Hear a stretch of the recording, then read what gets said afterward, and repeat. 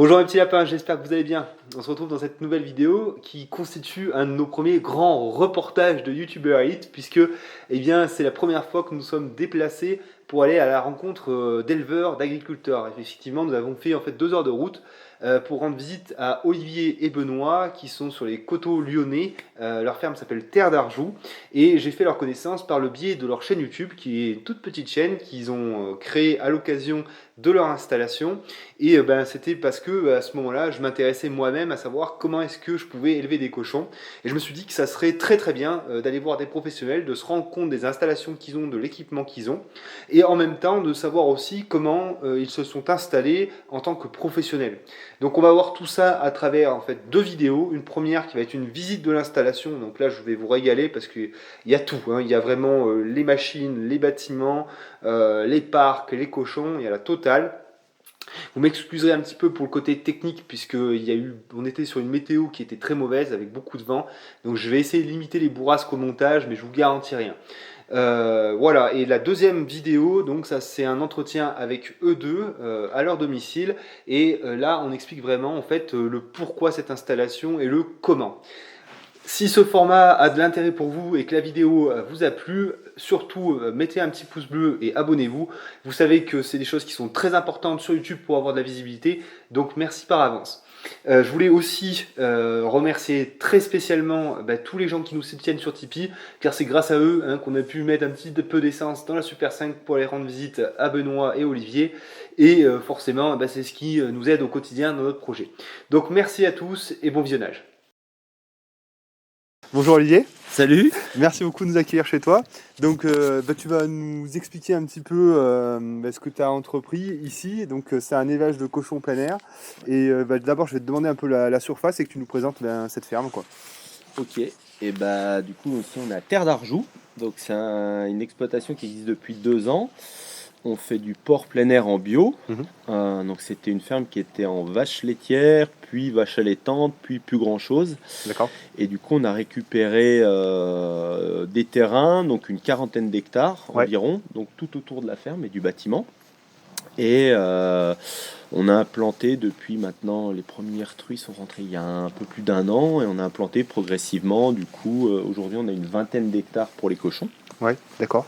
Donc tout se passe en plein air pour nos cochons. Ouais.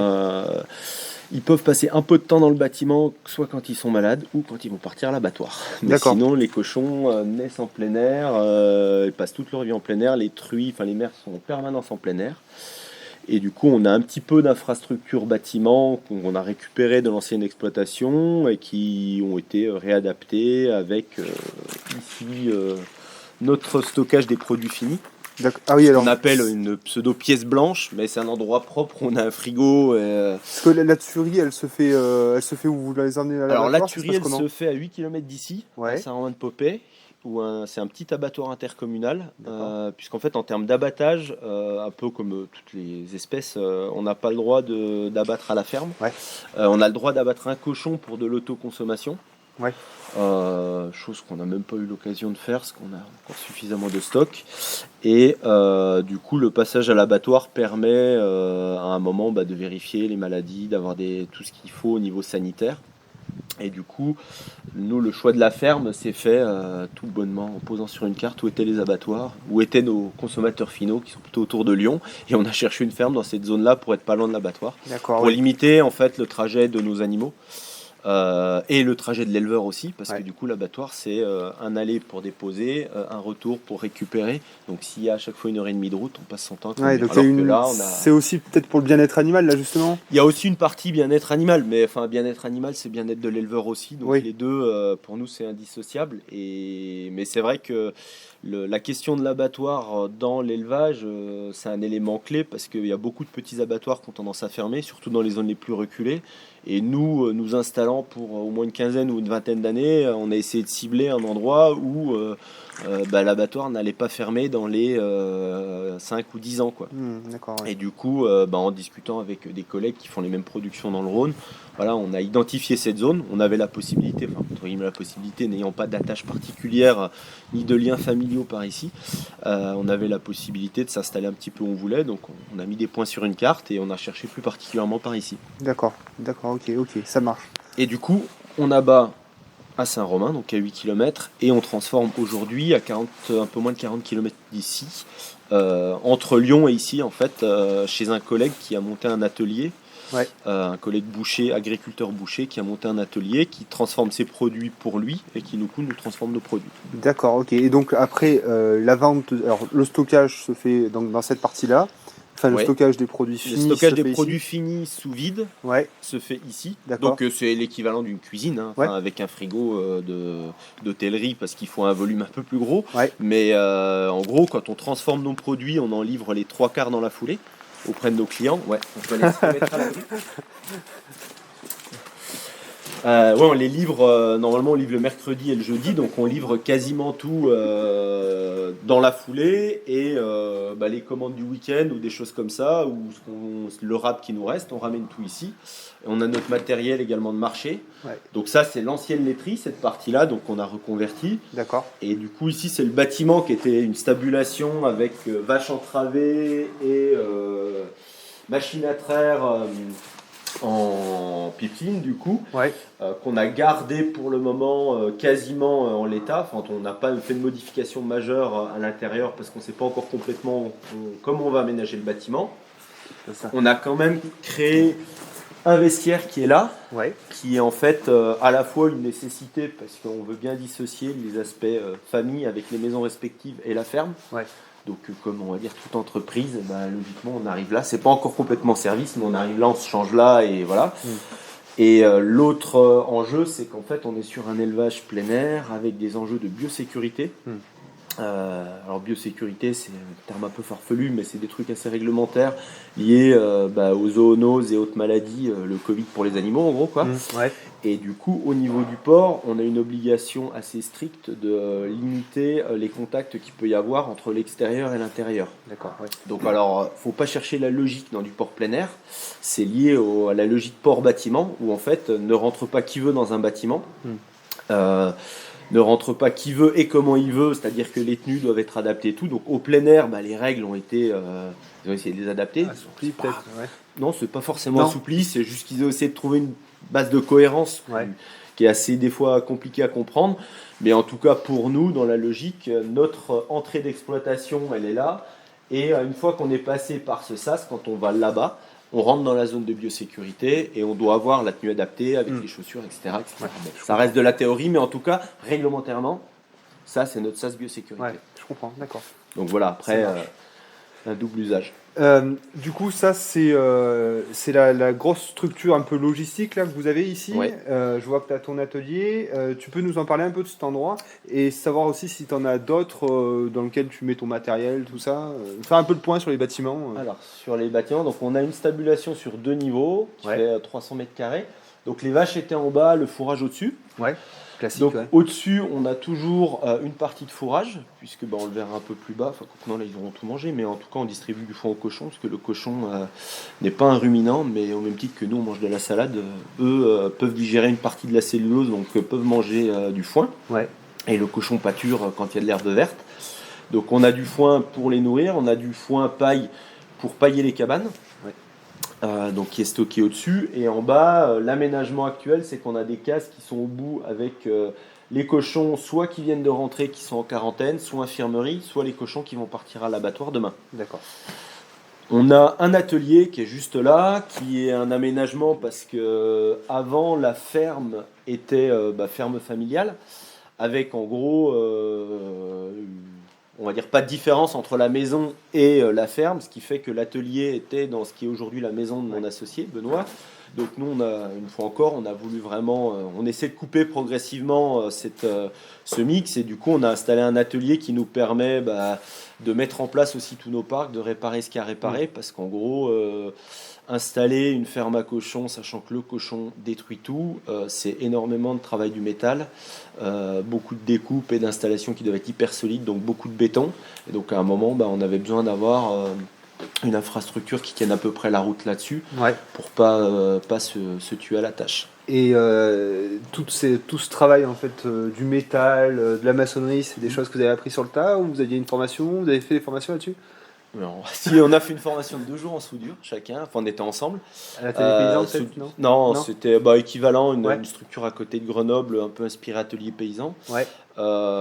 Mais non, au départ, pas forcément de formation particulière. Moi, un petit peu de rénovation maison dans le cadre familial, donc des connaissances en électricité, plomberie et autres.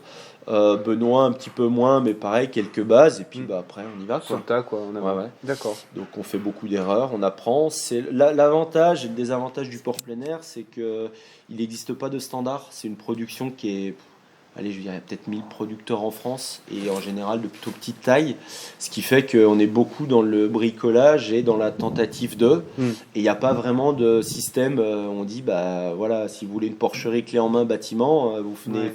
Enfin, il y a quelqu'un qui vient, qui prend 3 mesures et qui dans la demi-heure peut vous envoyer un devis parce que c'est les mêmes partout. Bah Non. nous, il n'y a rien de tout ça. D'accord, ouais, Donc donc quand c'est on ça, veut voilà, avoir un abreuvoir à cochon pour du porc plein air, il faut réfléchir. D'accord. Mais c'est aussi. Enfin bon, ça doit être du travail, mais ça doit être aussi stimulant, quoi, que de.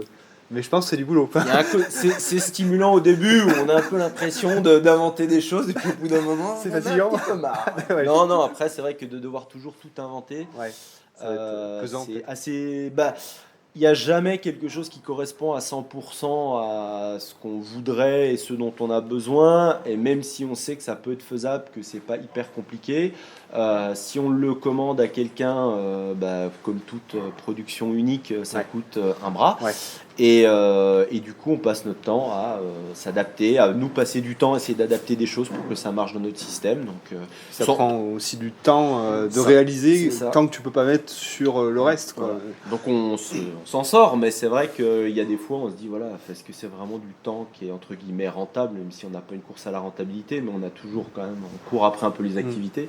Donc il y a quand même toujours cet élément à prendre en compte entre est-ce que je fais, est-ce que je fais faire, est-ce que je le fais vraiment. Et du coup, on avance comme ça, va être plus 1 an et demi, on avance en faisant. Ouais. Je pense que on fera un point tout à l'heure, tu sais, on sera avec ton camarade, on fera le point, on va dire entre guillemets administration, structure Ouais. d'entreprise, tu vois. Ouais. Et on le fera après, ça, on va rester vraiment sur le côté ferme là.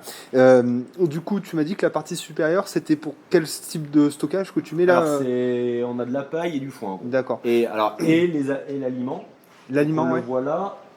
Donc aujourd'hui, on est en aliment du commerce, puisqu'on a repris une ferme mais qui avait des cultures, mais les cultures ont été partagées aux voisins et nous, on a récupéré que, entre guillemets, les mauvais terrains. Ouais.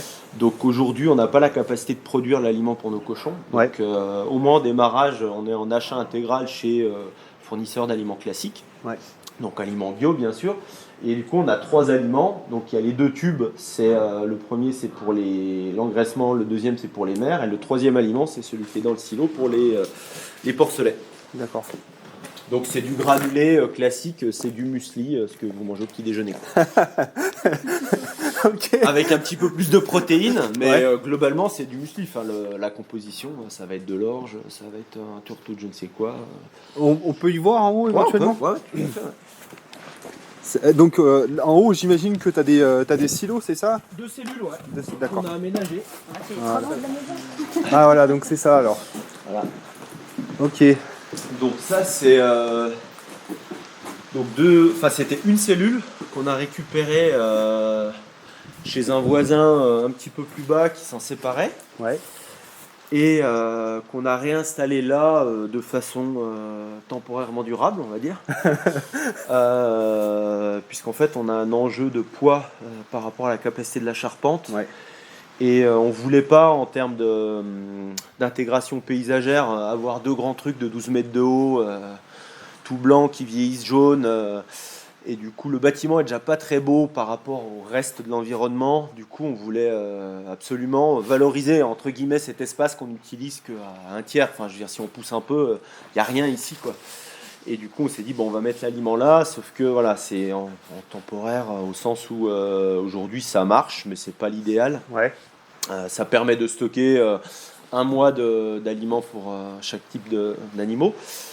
Sauf que la distribution par les colonnes en bas, ça marche, mais jusqu'au moment où il n'y a plus suffisamment d'aliments, il faut venir gratter à la pelle à l'intérieur. Parce qu'en fait, on a, je sais pas, ça doit faire dans les 60 en bas L'orifice. le cône de départ Ouais. et pour Oui. 3,60 m. Donc on savait qu'on aurait le souci. Après, on n'est pas encore vraiment calé sur comment on veut faire évoluer ça, quoi. Du coup, là, le remplissage se fait comment, là? Donc là, il y a un camion qui vient, qui se met à la place de la bétaillère, Ouais. par soufflerie.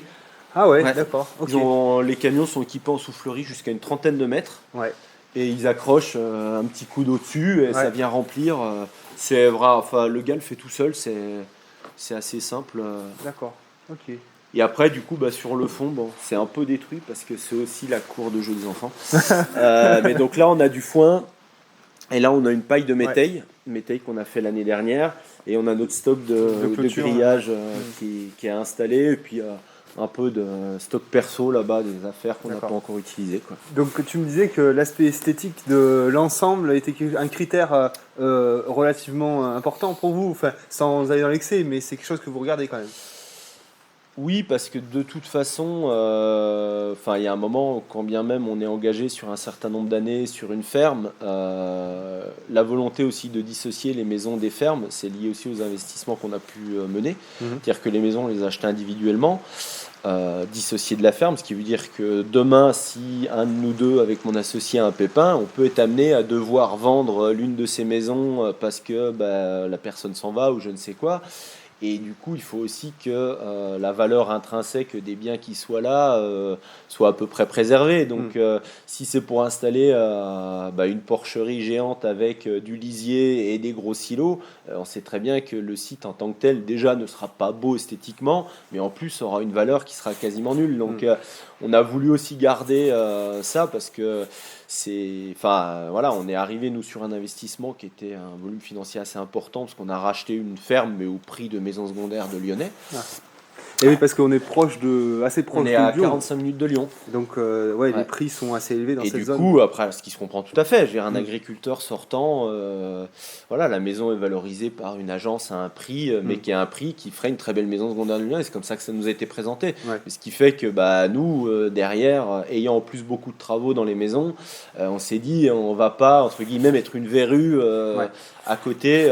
Ça ferait perdre la valeur à l'ensemble, quoi. Voilà.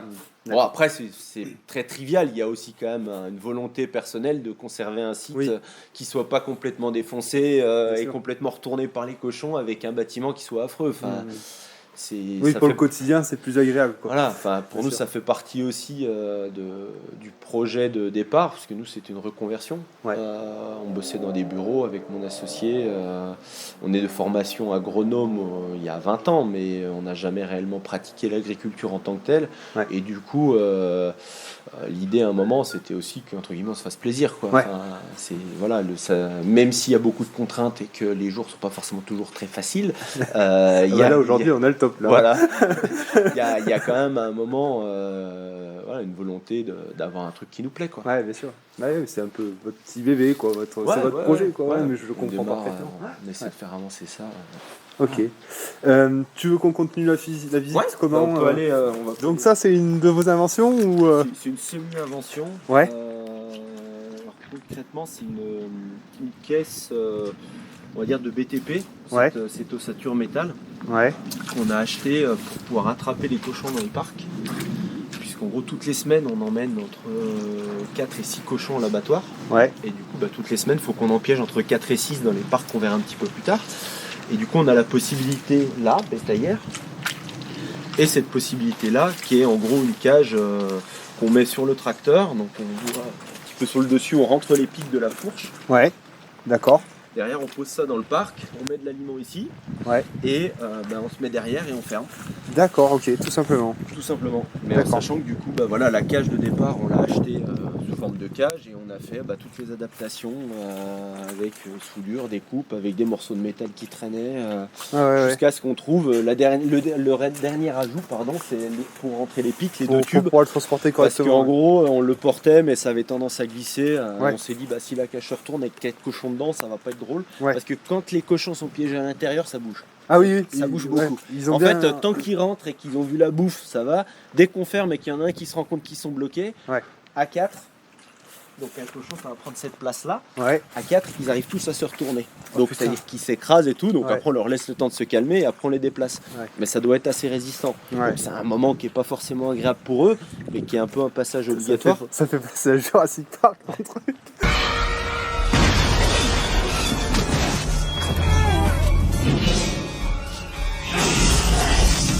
Ben, Le début du film avec les ouais, raptors. Voilà. Ah bah il y a un peu de ça, hein, il y a un peu de ça. Mais parce qu'en fait le problème c'est que le cochon est suffisamment intelligent pour quand il a décidé de pas monter dans la bétaillère. Ouais. Enfin nous on les force pas en gros, donc l'idée c'est d'avoir la méthode qui permet souvent avec de l'aliment, Ouais. mais de les pousser à aller dans un endroit où on veut qu'ils aillent, en leur laissant croire que c'est eux qui décident, Ouais. jusqu'au moment où on les piège. Ouais, d'accord. D'accord, ok. Intéressant. Tout C'est à vrai qu'il y a l'heure. beaucoup de tas de métal un peu partout. Ouais. On passe notre temps à bricoler des trucs avec des tôles, avec D'accord. des piquets. Tout à l'heure, je t'ai pas demandé, c'est vrai, sur la nourriture. Ouais. Pour savoir un individu, un cochon, il va consommer combien d'aliments par jour. D'abord ça, savoir sur une journée à Ouais. peu près combien il consomme. Alors un cochon, une mère en phase de gestation. Ouais. Donc en fait la gestation elle dure à peu près 4 mois chez le cochon. Ouais. Donc elle va faire 2 portées par an. Elle va consommer 3 kg d'aliments par jour. 3 Donc, kilos 3 kg d'aliments secs comme on a vu là-haut, Ouais. du muesli. Et là-dessus elle va boire entre 5 et 10 litres de flotte. Ouais. Une mère en lactation avec une dizaine de petits va consommer une dizaine de kilos d'aliments par jour. Ah ouais. Avec une quarantaine de litres d'eau, Ouais. à peu près. Et des cochons en engraissement entre 2 et 3 kilos, D'accord. en sachant que jusqu'à l'âge de 4 mois, ils sont à volonté. Ouais. Donc ils ont ce qu'on appelle des nourrisseurs, qu'on verra, qui est un grand bac, et en gros, on les remplit à bord, et ils mangent tout ce qu'ils peuvent manger dans la journée, Ouais. jusqu'à arriver au volume qui va être ce qu'ils vont avoir jusqu'à la fin de leur jour, c'est-à-dire entre 2 et 3 kilos. Et après, ils sont rationnés, et en gros, 2 kilos, ils mangent ça en 10 minutes le matin, quoi. D'accord, ok, d'accord, ça marche. Ouais. Et donc j'imagine que là tu m'expliques effectivement qu'il y a une grosse consommation d'eau. Comment vous gérez ça justement, l'approvisionnement en eau de chaque parcelle, chaque parc? Alors, je pense que ça se voit un peu à la vidéo. On est dans un espace qui est plutôt vallonné. Ouais, Donc, on a un réservoir qui est sur le haut de la ferme, d'accord. qui était existant, d'une trentaine de mètres cubes, Ouais. qu'on a relié à une source. D'accord. Donc, on a fait une tranchée de la source jusqu'à notre réservoir, plus un remplissage naturel du réservoir qui était préexistant par ruissellement. Et de ce réservoir, du coup, on a des départs d'eau qui vont jusqu'à la stabulation. Ouais. En fait, je vous disais qu'il y avait la laiterie qui a été reconditionnée en pièces où on a nos produits finis. Ouais. Et il y a un tout petit local technique où là, on a toutes nos vannes qui nous permettent d'approvisionner en eau avec un réseau tous les parcs. Et après, chaque parc, Ça c'est des travaux que vous avez fait ça ouais, on a 3 km à peu près de réseau enterré. 3 Donc, kilos. ouais. Putain. D'accord. Vous avez délégué ça ou c'est quelque chose que vous avez Non, fait? on l'a fait. Putain. Faut Donc, faire attention. C'est pour ça que je marche sur le côté. Non, on a... Attends, ouais, je vais prendre mon exemple, je pense. Ouais. C'est On une a bonne acheté chose. une mini-pelle. Ouais. Ah, vous l'avez acheté Ouais. du coup, vous avez investi Oui, dedans, ouais. c'était pas prévu dans les investissements. Puis bon, assez rapidement, on s'est dit en location. Elle ça faisait ira combien pas. de tonnes? C'est une 2,5 tonnes. Une 2 tonnes 5, d'accord. Donc vous Et- avez investi là-dedans. Voilà. Et donc on a acheté une mini-pelle et qui nous sert pour tout ce qui est petit aménagement, petit terrassement, Ouais. tout ce qui va être tranché, D'accord. et avec un brise-roche qu'on a adapté en enfonce-pieux, on plante tous nos piquets. Parce qu'en fait, on D'accord. doit faire 5 km de clôture biosécurité Ouais. avec un grillage de 1,50 m de haut, avec Ouais. des piquets tous les 4 mètres. Et D'accord. du coup, le problème, c'est que étant dans une zone très vallonnée, les tracteurs ne passent pas. Du moins, ils passent dans 30% des endroits. Et donc tout le reste, des piquets, en fait, une clôture de 1,50 m, ça veut dire qu'il faut des piquets qui font 2,30 m, 2,40 m. Ouais. Et 2,40 m à la masse, c'est impossible. Ah ouais, puis t'éclates le piquet de toute façon. Voilà. Mm. Et du coup, on a fait adapter un BRH. On a acheté une cloche à la place du pic. Ouais. Et on a fait une petite modification pour qu'on puisse aller à 2,60 m de haut, aller chercher. Et en gros, on enfile tous nos piquets comme ça. Elle est stockée où ta machine? Elle est au-dessus, on pourra aller la voir. Ouais, je veux bien qu'on aille voir après. Et on a pas regardé non plus, mais... On peut être pas très sympa. Oh, mais on a les... Allez. Oh, là-bas, allez, là-bas. On a la même carne. C'est une vraie saloperie, ça. Ça nous sert à débroussailler en fait tous les endroits qui ne sont pas pâturés par les cochons. Ouais. Et les tours de parc, bord de rivière, d'accord, bord de rivière, ruisseau, pardon, pour être... Ouais. Ça, par contre, ça fait du super boulot, hein. Ça tourne bien. Ça travaille bien et en fait, il y a le côté gardien aussi qui est assez intéressant. Ouais. Parce qu'il y a des fois, on est caché dans les parcs et dès qu'on entend les oies, on sait qu'il y a peut-être un mouvement. D'accord. Donc on regarde. D'accord, donc elle bouge pas quand il y a les cochons, plutôt quand il y a du monde. D'accord. Ça marche. Bon. Là, ouais, j'arrive au meilleur moment, c'est juste gras comme il faut. En plus, au téléphone, on s'était dit, on va attendre un peu, que ça n'ait pas trop de boue et tout. Ouais, laisse tomber. Allez, vas-y. Alors, du coup, là, on arrive, on est au milieu de notre premier parc. Donc, celui-là, c'est le parc du Bal, le parc du Vallon. Ouais. Donc, c'est notre premier parc biosécurité. Donc, on a 1,2 km de clôture biosécurité tout autour, sur 10 hectares. Ouais. Et donc, la partie qui est filmée actuellement, c'est la partie gestante. Donc, là, toutes nos mères gestantes sont là. D'accord. De l'autre côté, ça va être les cochons qui sont en croissance, donc qui sont de 1 mois et demi jusqu'à 4 mois. Ouais. Et après, on ira dans le deuxième parc où là, les cochons sont en engraissement. D'accord. Fais gaffe à Niette. Et oui, ici, concernant cette fameuse clôture, ça, c'est quelque chose qui vous est imposé pour votre activité en plein air. Et elle est imposée pour quelle raison, du coup ? C'est pour toujours la biosécurité, c'est-à-dire que les cochons n'aient pas de contact avec la faune extérieure. Donc les sangliers, tout autre animal. Théoriquement, c'est surtout les sangliers, parce qu'après, les mailles de la clôture faisant, un renard passe, un lièvre passe. Donc normalement, c'est surtout les sangliers qui apportent la peste porcine africaine. C'est la maladie à la mode, mais il y en aura d'autres. Ouais. Et du coup, normalement, chose qu'on n'a pas encore eu le temps de faire, on devrait avoir un fil électrique à l'extérieur pour empêcher le sanglier de s'approcher de trop près. Ouais. Et nous, nos parcs, en fait, sont décalés de 50 cm minimum entre la clôture et du coup le fil pour que nos cochons ne s'en approchent pas non plus. Vous avez déjà mis les isolateurs là pour le fil extérieur, c'est tout prêt. Maintenant, il faut qu'on tire le fil. En fait, on attendait de finir ce parc, on l'a fini il y a un petit peu plus d'1 mois. On a déjà un endroit à reprendre parce qu'il y a un arbre qui s'est couché sur le grillage, mais voilà, c'est des choses qui sont excessivement longs. Ouais. Donc on n'a pas encore eu le temps de faire le fil électrique. Ça fait partie des travaux où on dit faut le faire, et puis on le fait quand on a le temps. Ouais, je comprends. Et ça, c'est imposé. En fait, c'est ce qui est un peu, ce qui nous pose un peu problème par rapport à cette obligation, c'est que la France l'a imposé pour qu'on garde notre statut indemne de peste porcine africaine pour pouvoir exporter du porc à la Chine, principalement. Ah, oui. Et du coup, pourquoi pas, mais sauf que derrière, ça nous a paru toujours un peu bizarre d'avoir cet investissement qui nous soit imposé, subventionné pour partie parce qu'on est installé, jeune installé, mais non subventionné pour pas mal de collègues. Donc en fait, un investissement entre guillemets non productif qui génère un coût supplémentaire, mais qu'on va pas répercuter au client final en disant tiens, j'ai mis une clôture pour les 10 prochaines années, je vous remets 10% sur le prix, alors que c'est notre plus gros investissement, plus de 50 000 €. D'accord, et juste pour l'export. Et juste pour garder un statut indemne, parce que la peste porcine aujourd'hui se transmet pas à l'homme, et c'est un petit peu illusoire d'imaginer parce qu'on a mis une clôture d'1,50 m de haut qu'on va empêcher la faune de passer. C'est un peu le même principe que la grippe aviaire et de laisser les poules dehors. Donc maintenant les poules en plein air sont interdites d'aller en extérieur et elles sont obligées d'être à l'intérieur parce que oui, ça peut venir du dessus, mais en fait pour nous c'est la même chose.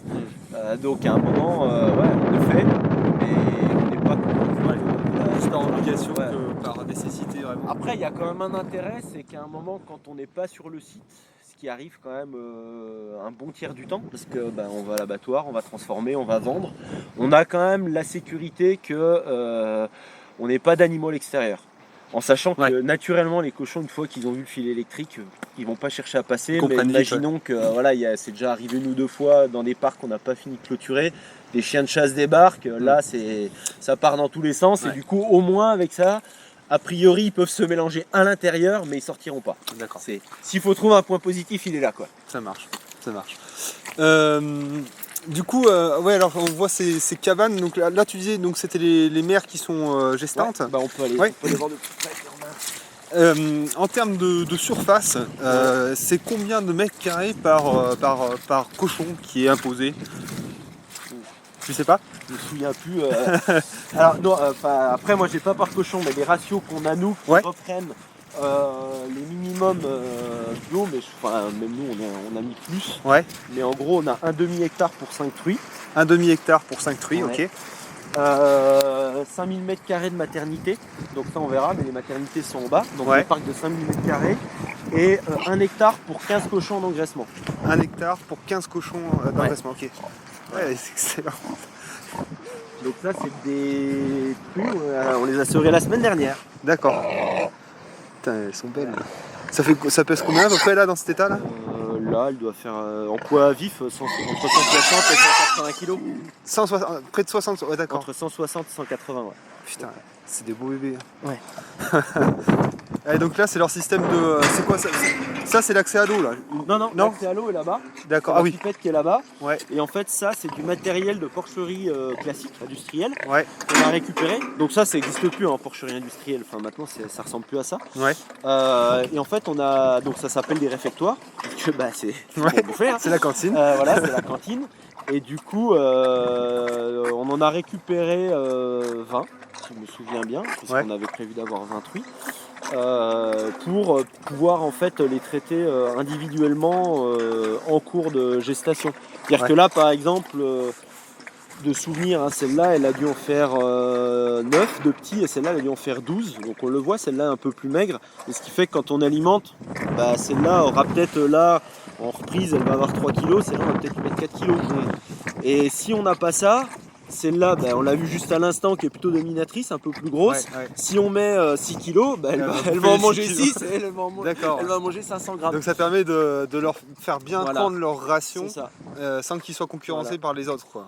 Et on les gère individuellement, ça permet de les observer. Ouais. Si vraiment on a besoin, ça permet de les bloquer. Ouais. En fait, il y a un Oui, système de fermeture qui est là. Ouais.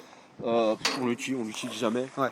Parce que même si on doit faire une vaccination ou un traitement, choses qui sont très rares, hein, mais Ouais. voilà, on le fait quand elles sont en liberté. En fait, D'accord. on préfère ne pas les faire quand elles sont fermées parce que sinon elles associent aussi une certaine douleur des fois à l'endroit où ils mangent, donc c'est pas forcément top, quoi. Ça représente beaucoup les traitements imposés, style vaccin, etc. Non, on a un passage annuel du vétérinaire pour faire un bilan.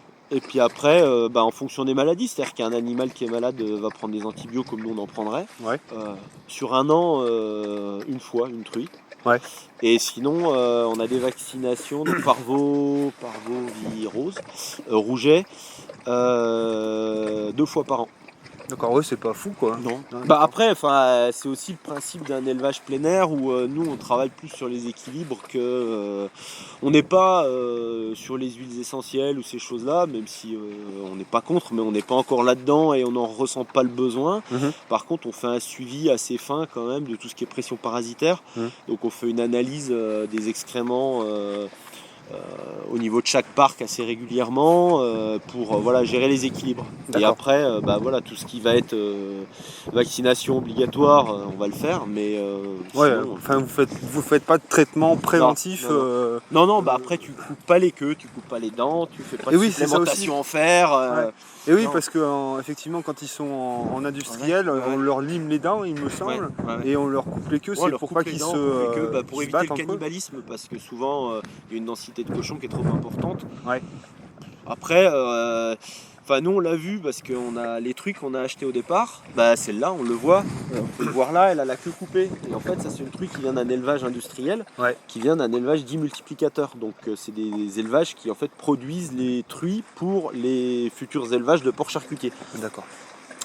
Et pour des raisons, on va dire, un peu pratiques de démarrage de l'exploitation, c'était trop compliqué à la fois par rapport au certificat bio et par rapport aux enjeux sanitaires de trouver 20 truies d'âges différents, puisqu'en fait nos truies elles mettent bas tous les mois et demi, donc il fallait qu'elles aient un mois et demi d'écart. Ouais. Et on pouvait pas trouver ça chez un éleveur plein air, Ouais. ou très compliqué ou trop loin. D'accord. Du coup on est parti sur des animaux indus. Ouais. Et quand on les a reçus, c'est des animaux qui vivaient dans un bâtiment en plastique, quoi, des caillebotis et tout. Donc les gens les a reçus, ils ont vu de la paille, ils ont halluciné.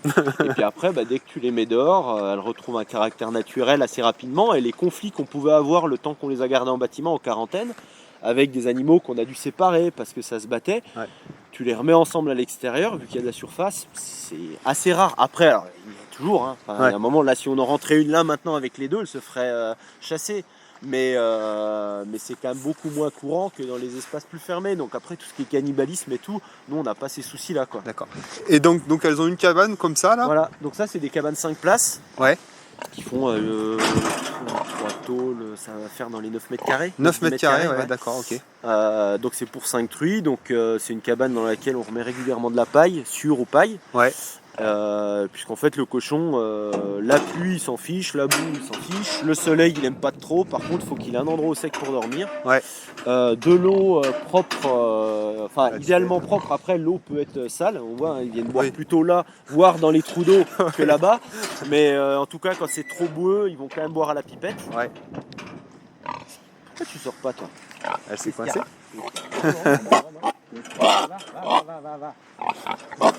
Parce qu'ils arrivent encore à tordre les trucs. Ah ouais, d'accord. Ok. Et du coup, on voit qu'il y a un peu de bois. Et ça là, si tu... c'est bon, elle y arrive. Elles finiront par y moissonner, ça, tu penses ? Petit à petit, ouais. Oui, doucement, mais oui. D'accord. C'est aussi pour ça que nous, on veut replanter, parce que les cochons, ça détruit. Voilà, c'est un moment, même si on a des surfaces qui sont quand même assez importantes et tout, les cochons, ça détruit. Donc, avoir des arbres et les protéger, c'est aussi la garantie d'avoir de l'ombrage sans que ça soit complètement défoncé. D'accord. Mais oui, des espaces comme ça, en fait, on le voit, elles ont déjà avancé de 50 cm, 1 mètre à peu près. Ouais. Nous, on avait nettoyé, là c'est nous qui avions nettoyé au mieux, parce qu'on pensait faire passer le parc, puis on a changé d'avis. On avait nettoyé les bords, et puis voilà, ils nettoient le reste. Ah ouais, d'accord. Et alors après, dans les parcs, j'ai dit que ça faisait 1 hectare, mais là, ce qu'on a fait sur l'hiver, c'est qu'on a fait ce qu'on appelle des espaces parking, qui sont des espaces qui sont entièrement défoncés, pour préserver cet espace-là, qu'on va laisser reprendre au mois de mars. D'accord. Parce qu'en fait, si on ouvrait tout, défoncerait tout de la même façon. Ce qui fait qu'il n'y aurait jamais de reprise de végétation. Et l'objectif, c'est qu'à un moment, elles puissent manger de l'herbe. Donc après, ils vont faire du pâturage au fil. Donc là, on va laisser reprendre et on leur ouvrira une première bande. Quand elles auront fini de manger, on ouvrira la deuxième, et ainsi de suite. D'accord. Okay, ça, c'est des essais, c'est des conseils de collègues où en fait, quand on voit que l'hiver, les terrains partent en cacahuète, surtout des hivers comme ceux-là, où en fait, c'est froid quand même, mais très très humide. Donc c'est retourné en 2-2. On s'est dit, là, faut agir, sinon on n'a plus que de la terre dans 2-3 mois. Ah ouais, d'accord. Et donc tout à l'heure on en parlait un petit peu en off sur le thème de l'agroforesterie. Et donc tu nous expliquais que tu allais avoir des subventions pour replanter pas mal de haies. Justement dans l'optique de préserver un peu ces terrains et pour aussi intégrer... je vais te laisser en dire parce que je pense que tu maîtrises mieux le sujet que moi. Oui, alors nous, premier enjeu sur la plantation, donc on a prévu de mettre à peu près 2000 arbres sur les 22 hectares, 22-24 hectares dans lesquels sont les cochons. Donc c'est plutôt des arbres que de la haie, que de la petite haie. Donc des arbres qui seront espacés de, on va dire, entre 1 mètre et 4 mètres en fonction. D'accord. On a un enjeu qui est un peu plus à long terme, qui est aussi une question un peu d'adaptation au changement climatique, parce qu'on voit qu'on a certaines essences ici qui ont tendance à disparaître dès qu'il fait un peu sec. Donc l'idée aussi, c'est à un moment de ne pas tout miser sur ce qui existe ici et d'essayer d'adapter un petit peu à ce qui va se faire plus tard, en sachant que ça, c'est pas forcément nous qui avons les connaissances, mais on s'appuie sur des personnes. On travaille avec la MFR de Anse, qui font beaucoup de plantations, qui travaillent avec des bons pépiniéristes et qui sont en capacité de nous proposer des mix qui correspondent a priori à ce qui pourra fonctionner dans les années à venir. Donc ça, c'est vraiment le côté très long terme. Et après, à plus court terme, nous, l'enjeu, c'est tout ce qui va être phénomène érosif pour essayer de couper les pentes et obliger les cochons à travailler en zigzag et pas aller en touchous tout droit. Travailler les virages et éviter de faire le tout droit parce que avec le risque à un moment que les terrains descendent. Donc on voudrait à terme que ça crée des mini-terrasses, l'équivalent de mini-terrasses. Et avec l'été, l'intérêt de préserver l'humidité, garder un petit peu de l'ombrage. De l'ombrage naturel, et enfin tout ce qui va être complément d'alimentation pour les cochons, même si dans la pousse du cochon en tant que tel ça apporte pas grand chose, avoir des fruits ou des coques, noix, noisettes, châtaignes, ça participe à un équilibre du système digestif du cochon, et qui fait que, après c'est assez empirique ce que je vais dire, mais nous on se rend compte quand même qu'on a aussi peut-être moins de maladies ou autres, parce qu'il y a aussi une part de l'aliment qui n'est pas juste ce qu'on leur donne. C'est plus varié, peut-être plus riche. Ce qu'on leur donne, c'est quand même une base purement énergétique et un peu protéique, qui est l'équivalent de la barre énergétique du marathonien. Ça pousse pas les défenses immunitaires, alors que ce qu'ils trouvent, on pense, D'accord, ok. On peut aller voir, après c'est les mêmes parcs jusqu'au bout. Hein. Comme tu... on peut aller voir les maternités. Allez, ça marche. Le vent est froid, c'est affreux. Et du coup, ça c'est le système. Ça c'est le système d'eau. Alors du coup, ça fonctionne comment? Alors le système d'eau, ça c'est un bricolage. Donc on a nos réseaux enterrés, donc le réseau arrive là. À l'intérieur de ce qui nous reste de laine de verre, on a une première vanne. Qui est en fait branchée directement donc sur le PE de 32 du réseau d'eau. Donc ça c'est ce qui nous permet de mettre en hors-gel le mois passé, là qui vient de passer, tout était fermé. Et du coup pour pas que ça pète et qu'il y ait d'eau qui reste dedans, on a une deuxième vanne là qui nous permet, en appuyant sur la pipette et là, de quasiment tout purger. Quand ça gèle dans le tuyau, c'est du tuyau d'arrosage, c'est fait pour, on s'en fout. L'enjeu c'est que ça casse pas à la jonction ici. D'accord, ok. Donc on travaille qu'avec du matériel plastique et plutôt du système irrigation, parce que d'une part c'est pas cher, et en fait quand ça pète, c'est des trucs pas chers qui pètent. Au début on avait travaillé avec des systèmes pompiers à 5 € l'unité, on en a cassé 2, on a dit... J'ai eu un problème sur une vanne comme ça, et c'est ce qui m'a été conseillé aussi, mais on comprend le... ça coûte pas grand chose, ça c'est sûr. Et ça se change assez rapidement. C'est ce qu'on essaie là depuis 2 mois. C'est du réseau irrigation goutte à goutte. Donc on évite les colliers. Il y a moins de risque de fuite. Ça marche assez bien. Et après du coup le système de pipette, c'est du système Indus classique. C'est un bras de pipette qu'il y a dans toutes les porcheries. Et en fait la true vient là. Et le principe c'est que c'est auto-nettoyant. La true elle vient, elle appuie. Donc ça nettoie la pipette, ce qui fait qu'il n'y a jamais de terre, jamais de résidus. Donc c'est elle qui anime le mécanisme alors. C'est elle qui en fait vient pincer. D'accord. C'est marrant ça. Et c'est intuitif chez elle, il n'y a pas besoin de leur apprendre. C'est beaucoup trop intelligent et tout. Et l'électrification des clôtures, c'est gérer des bâtiments, c'est alimenter des bâtiments. C'est sur secteur. On en a 2 du coup. On a on va avoir un électrificateur par parc. Je vais y arriver parce qu'on a 3 parcs au total. Ce qu'on appelle les parcs, c'est les parcs avec le grillage à 1,50 m. D'accord, ok. Après, ça aussi, ça s'appelle un parc, mais nous, nos parcs, en fait, on en a 3 électrificateurs. Et tout géré depuis le bâtiment, comme le réseau d'eau. D'accord, ok. De pouvoir avoir un œil rapide à n'importe quel moment de la journée, quand on entend que l'électrificateur fait un drôle de bruit ou que on a nos compteurs d'eau qui tournent trop vite, on sait qu'on peut avoir une pipette de bloquée ou qu'il y a un truc sur un fil. D'accord. Donc là, c'est les yourtes pour les woofers, c'est ça? Pour nos visiteurs, il faut passer une nuit avec une truie. À côté de Lyon, ça doit bien marcher cette histoire. Du coup, excellent. C'est excellent. D'accord.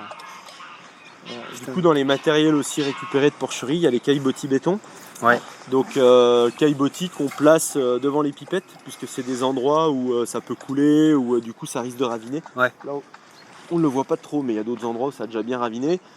Des auges, pareil, récupérées d'anciennes porcheries. Donc ça, c'est tout du matériel de porcherie des années 60. Aujourd'hui, ça se fait plus en béton. Et des regards béton classiques qui nous servent quand on est en hors-gel. En fait, on a des points enterrés qui nous permettent de brancher un tuyau d'arrosage et de remplir ça tous les jours, 1 à 2 fois par jour quand c'est gelé. Le gel, c'est la merde. C'est la merde. Bon, après, finalement, c'est du temps en plus. Mais un système réseau enterré, tuyau d'arrosage, ça se fait.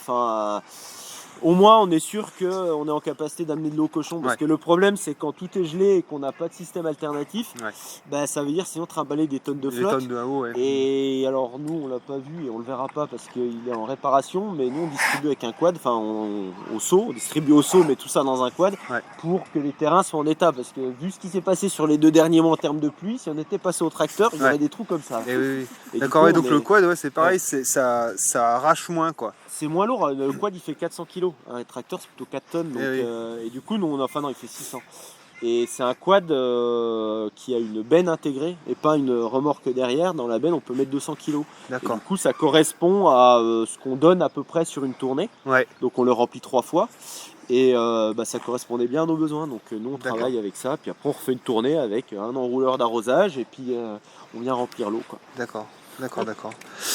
Et donc là, c'est l'équivalent en fait des cabanes qu'on détruit à peu près. Sauf que c'est... Oui, alors avec le problème c'est qu'ils sont tous occupés, on va pas les voir dedans.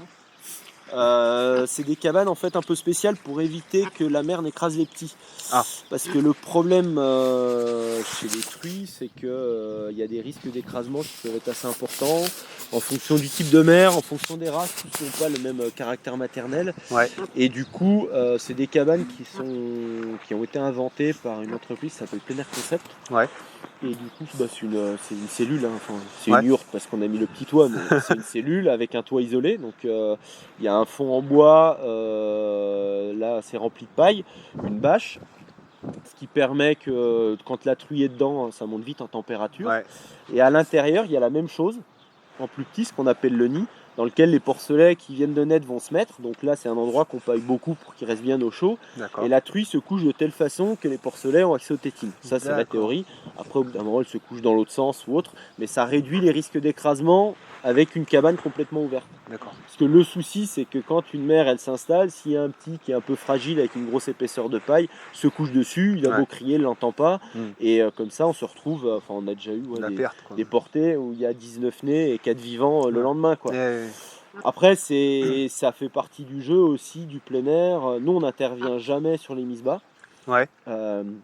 On vérifie juste qu'à un moment, ça va se passer. On fait attention que la true soit pas forcément dehors au mauvais moment, parce qu'elles ont plus tendance des fois, s'il fait chaud ou quoi, à faire un nid dehors et un mètre bas dehors. L'été, il n'y a aucun souci.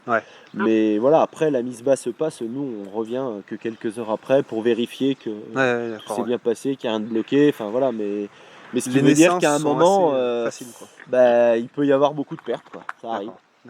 Ça fait combien là de petits en moyenne à peu près? On est sur entre 10 et 11. Nous, les mêmes dans un bâtiment porcherie classique, elles sont plutôt à 15. D'accord, putain, c'est génial. Elles vont plutôt en faire 19. Et nous, on va en avoir à la fin entre 10 et 11. Ah, c'est trop génial, t'as vu? C'est trop génial, j'adore ça. C'est mignon petit. Oui, non, mais même gros, moi j'adore. C'est des nounours. C'est même trop facile. On voit quand même que c'est des animaux qui ont été sélectionnés et il n'y a aucune agressivité.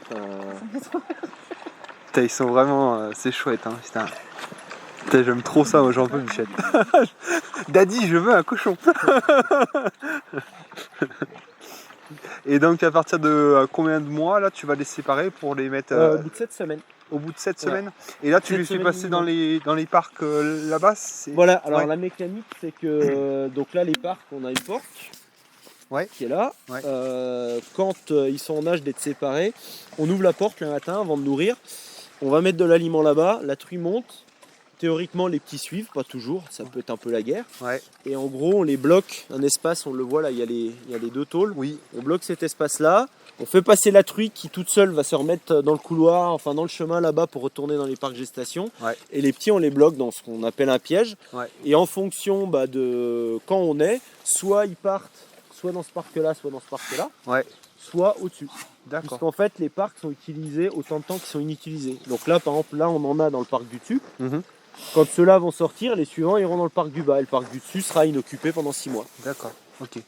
Donc ouais, 7 semaines après, Voilà. ils vont à l'engraissement. Cette semaine, et ils restent après pendant jusqu'à 4-5 mois dans ces parcs. 4 à 5 mois à l'engraissement, d'accord. Et en fait, ceux-là, étant petits, n'étant pas forcément encore beaucoup habitués au fil électrique, pendant 10 jours après sevrage, ils sont bloqués dans cette magnifique boîte un peu métallique qu'il y a là. Ouais. On a la même chose au-dessus, où là, en fait, on les habitue à avoir la bouffe à un endroit, la cabane, l'eau, qui gardent en fait ça comme point de repère. Et une fois que c'est compris, on le rouvre et après, bah, ils ont l'accès.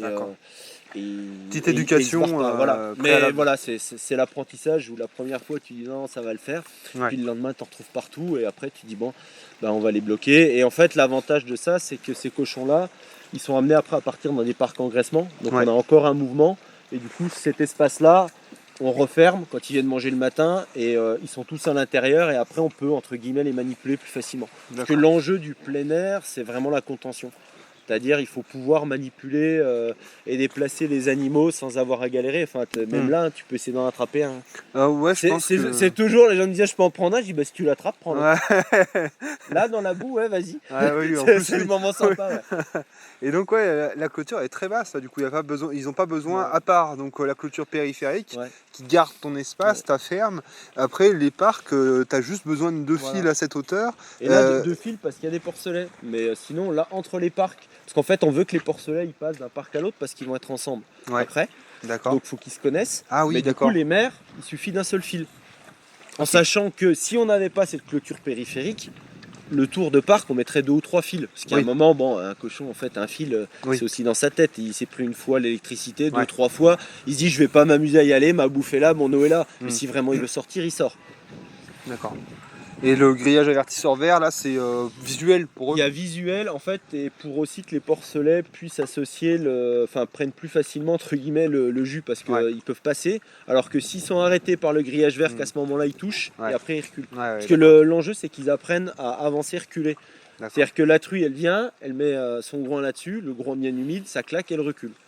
Du coup, elle va plus essayer de passer. Le problème du porcelet, c'est qu'il n'a pas encore le réflexe de reculer. Il va avoir tendance à accélérer. Et donc faut à pouvoir passer le à tenir travers. et qu'il prenne la marche arrière. Et dès qu'il a la marche arrière, après, bah, c'est bon. D'accord, ok. Et là, du coup, on doit avoir 5 ou 6 dans les... Donc on a 10 parcs. Et normalement, comme tous les autres, il y en a la moitié qui sont théoriquement vides pendant que les autres sont pleins. D'accord. D'accord. Et là, pour revenir à l'agroforesterie, c'est surtout ici, on a un gros enjeu parce que du coup, on les a mis dans la zone la plus plane de la ferme. Parce qu'à un moment, autant quand ils sont un peu plus gros, si les cabanes sont un peu dans des pentes et tout, ils se débrouillent. À un moment, ils vont gratter dedans, ils vont pouvoir se remettre ça de niveau pour dormir. Autant pour les maternités, on a besoin de bouger ces cabanes régulièrement. Les 2-3 mises bas, on les déplace pour des questions sanitaires. On met un petit coup de chaud parce que des fois ça peut arriver qu'il y ait des restes de porcelet ou de délivrance qu'on n'ait pas trouvé. Et bon, là, en hiver, il n'y a pas trop de risques, mais en été. Pour assainir, et du coup, pour qu'on puisse venir au tracteur, les déplacer sur d'autres endroits plats, on a mis les maternités ici. Par contre, il n'y a pas beaucoup d'ombrage.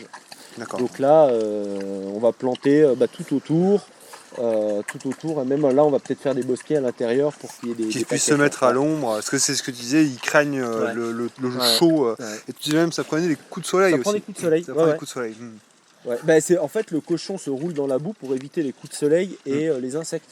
D'accord. Ça se roule pas dans la boue pour le plaisir de la boue. En fait, en hiver, là, ils sont sales parce qu'ils vivent dans la boue. Mais on voit bien qu'elle ne s'est pas roulée dans la boue. Il n'y a pas un cochon de l'hiver qui se roule dans la boue. Et si on met de la paille là dans la cabane, vous revenez demain, ils sont tous tout roses, tout propres. Parce qu'à force de se frotter dans la paille, mieux dans la sûre, c'est la sûre qui nettoie le mieux. Ils se nettoient. Mais par contre, en plein été, on est obligé de creuser des trous, des petits trous et de balancer de la flotte. Ou du coup, elles font exprès de bloquer les pipettes. Parce qu'elles arrivent à bloquer les pipettes, elles laissent couler la pipette. Sérieux ? Putain. Mais elles font comment pour bloquer les pipettes ? On n'y arrive pas, nous. Elles arrivent à un moment, vu qu'elles viennent boire 10 fois par jour, des fois elles comprennent qu'à un moment la petite boule... Il y a un truc qui fait que... D'accord, ok. Petit coup de vue, ça. Ok. Et du coup, là, ça c'est un nourrisseur pour les porcelets. Et c'est ce que tu dis là, donc là ils peuvent se côtoyer, se fréquenter, se mélanger. Avec les voisins, donc c'est nourrisseur partagé. Du coup, le nourrisseur, il y a un fil électrique autour pour que la truie ne vienne pas manger ni le retourner. Donc là, on le voit pas, mais c'est posé aussi sur un caillebotis béton. Donc, et l'idée, en fait, c'est que les porcelets, à partir de, on va dire, la 3e semaine, ils commencent à venir piquer dans l'auge de la mère, Ouais. on commence à leur mettre ça. Et quand ils commencent à... en gros, le sevrage, on le voit quand ils en vident un par jour, quoi. Ah ouais, Quand, ouais. là, ou deux, faut quasiment revenir dans la journée. Là, ça veut dire que... Après, voilà, il y a la réglementation bio qui dit que c'est minimum 7 semaines, mais on le voit aussi à la taille des porcelets. Donc, Ouais. à un moment... Ouais, d'accord. parce que le souci, c'est que plus ils vont se nourrir d'aliments secs, plus ils vont avoir besoin d'eau. Et moins, en fait, le lait est en capacité de leur apporter la base de ressources en eau, quoi. D'accord. Ok. Ah, ok. Et du coup là, une journée type un peu pour toi, ça fait quoi? En cette saison, c'est 8h, 11h pour nourrir et apporter de l'eau, enfin faire tout. Faire le soin, toutes les bêtes. Le soin de base. Mm. Après, les mouvements d'animaux complémentaires jusqu'à 13h si besoin. Ouais. Donc ça peut être des sevrages, ça peut être des déplacements d'animaux, ça peut être piéger des cochons pour les emmener dans le bâtiment en prévision de l'abattoir. Mm. Après, il peut y avoir les inséminations ou les saillies, il peut y avoir, qu'est-ce qu'il y a d'autre, c'est à peu près tout, quoi. Ouais. En gros, c'est le matin, voire matin prolongé. En général, on essaie de finir tous les cochons le matin, même si Ouais. on mange à 14h, Ouais. pour ensuite faire autre chose l'après-midi, quoi. Et Et l'après-midi, quand on ne fait pas de la transfo ou du commercial, on essaie d'avancer sur les investissements autour de la ferme, donc faire des grillages, du grillage. Parce qu'en fait, la base théorique, mais qui est beaucoup, enfin c'est pas si théorique que ça en fait, c'est vraiment la réalité, c'est qu'un tiers de notre temps c'est l'élevage, un tiers de notre temps c'est la transfo et un tiers de notre temps c'est la vente. D'accord. Et ça c'est ce que disent tous les éleveurs, et puis on dit ouais vous êtes sûr, vous verrez, puis en fait on voit ouais. Ouais, c'est bien Ouais. ça alors, ça C'est se ça. valide, d'accord. Sauf que dans ce temps-là, nous, il y a toute une part de temps qui est mettre la ferme à niveau, continuer des parcs, où là, c'est ce temps-là qu'on n'a pas, quoi, après lequel on court, quoi. Donc on le fait, ça peut nous arriver de le faire le week-end, même si on essaie de bosser un minimum le week-end. Et vous êtes deux donc à Deux temps et un plein apprenti là-dessus. Et maintenant, un ouais. apprenti. Ouais. D'accord. Parce que du coup, avec tous les travaux qui nous restent à faire, on s'est rendu compte qu'il fallait qu'on ait un appui supplémentaire. D'accord. Les week-ends, ça existe? Oui. Ouais. Si, on est un week-end sur deux où on nourrit. Ouais. Enfin, à chacun notre tour, on est d'astreinte pour gérer les animaux. Ouais. Après, si quand même, si on veut vraiment prendre un week-end, on le prend. Si on a une obligation, que ce soit un marché ou un truc, on se répartit le boulot. Mais non, globalement, on arrive quand même à se dégager du temps sur les week-ends. D'accord. Après, au niveau de la commercialisation, on a fait le choix, on parlera un peu plus en détail, mais sur la question des astreintes, de ne pas faire des gros marchés, type le marché où tu t'installes à 5h du mat et tu finis à 14h, parce que effectivement ça induisait d'une façon ou d'une autre d'en faire un le samedi ou le dimanche, et ça obligeait du coup à être deux tous les week-ends. Et du coup on veut à un moment pouvoir se dire tiens, ce week-end je suis pas d'astreinte et il n'y a vraiment rien d'urgent, donc je vais faire autre chose. Ok. Ça marche. Ce qui nous permet aussi avec ce mode de fonctionnement d'envisager de prendre des vacances de temps en temps. C'est quelque chose qui est possible aussi. On l'a fait, on a pris chacun 15 jours. Alors on n'est pas encore à se dire je m'en vais 3 semaines. Mais à Noël on a pris chacun 4 jours. On arrive à se ménager du temps et on sait que si on ne le fait pas on est mort, quoi. À un moment faut être concret. Faut lever un peu le pied. Nous on vient du bureau. Notre ami c'était un clavier et un écran, donc à un moment si on veut durer dans le temps, faut quand même faut rester un peu réaliste, quoi. Enfin, c'est un peu comme la personne qui refait sa maison et qui commence à faire des journées de 12 heures à chaque fois. Tu dis vas-y, mais dans 2 ans tu t'en auras marre et tu seras dégoûté. Faut savoir se ménager un petit peu, quoi. Après quand il y a du rush, mais comme toute activité, quoi. D'accord. C'est bien, le vent s'est un peu calmé. C'est déjà ça. Parce que moi j'avais les mains qui étaient en train de disparaître.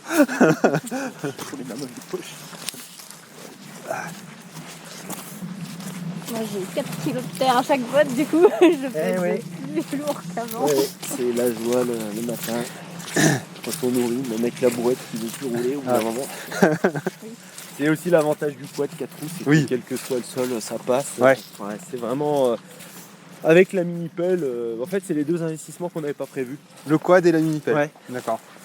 Alors pour la distribution d'aliments, on avait budgété un truc qui était une grosse boîte électrique avec une vis de distribution qui correspond vraiment à ce dont on aurait besoin, c'est-à-dire ne pas avoir à porter les seaux, parce que tous les jours, là on porte à peu près 600 kg d'aliments.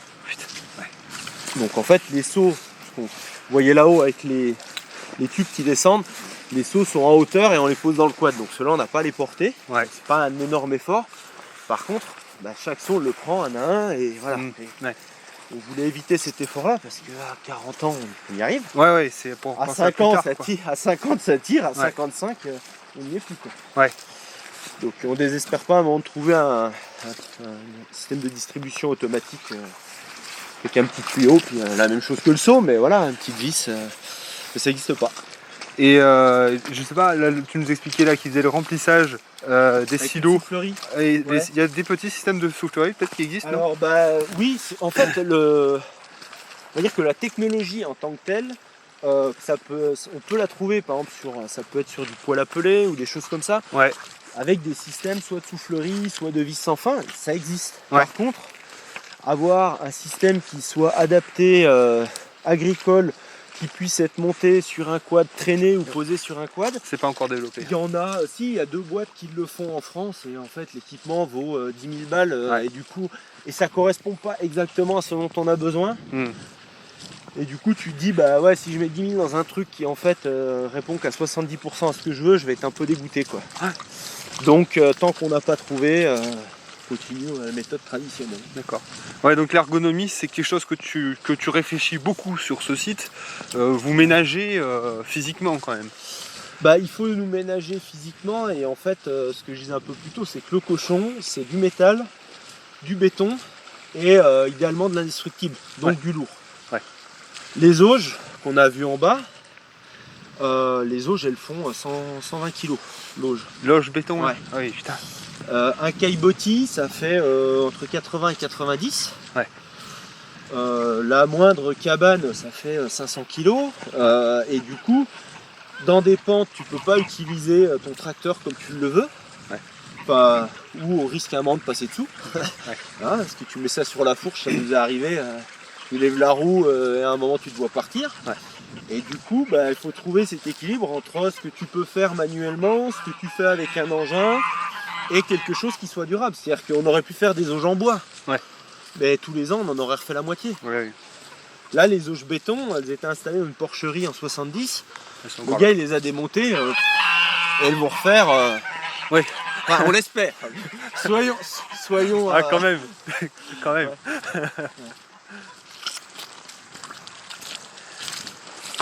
Non, après Les bâtiments en pisé là, c'est Ouais. à vous aussi ça? oui, ça faisait partie de la ferme. Alors, historiquement, il y avait 2 fermes. Quand je dis historiquement, c'est 1930, je crois. Ouais. Cette ferme-là a été vendue à la bougie à Lyon. C'est la petite histoire de la maison.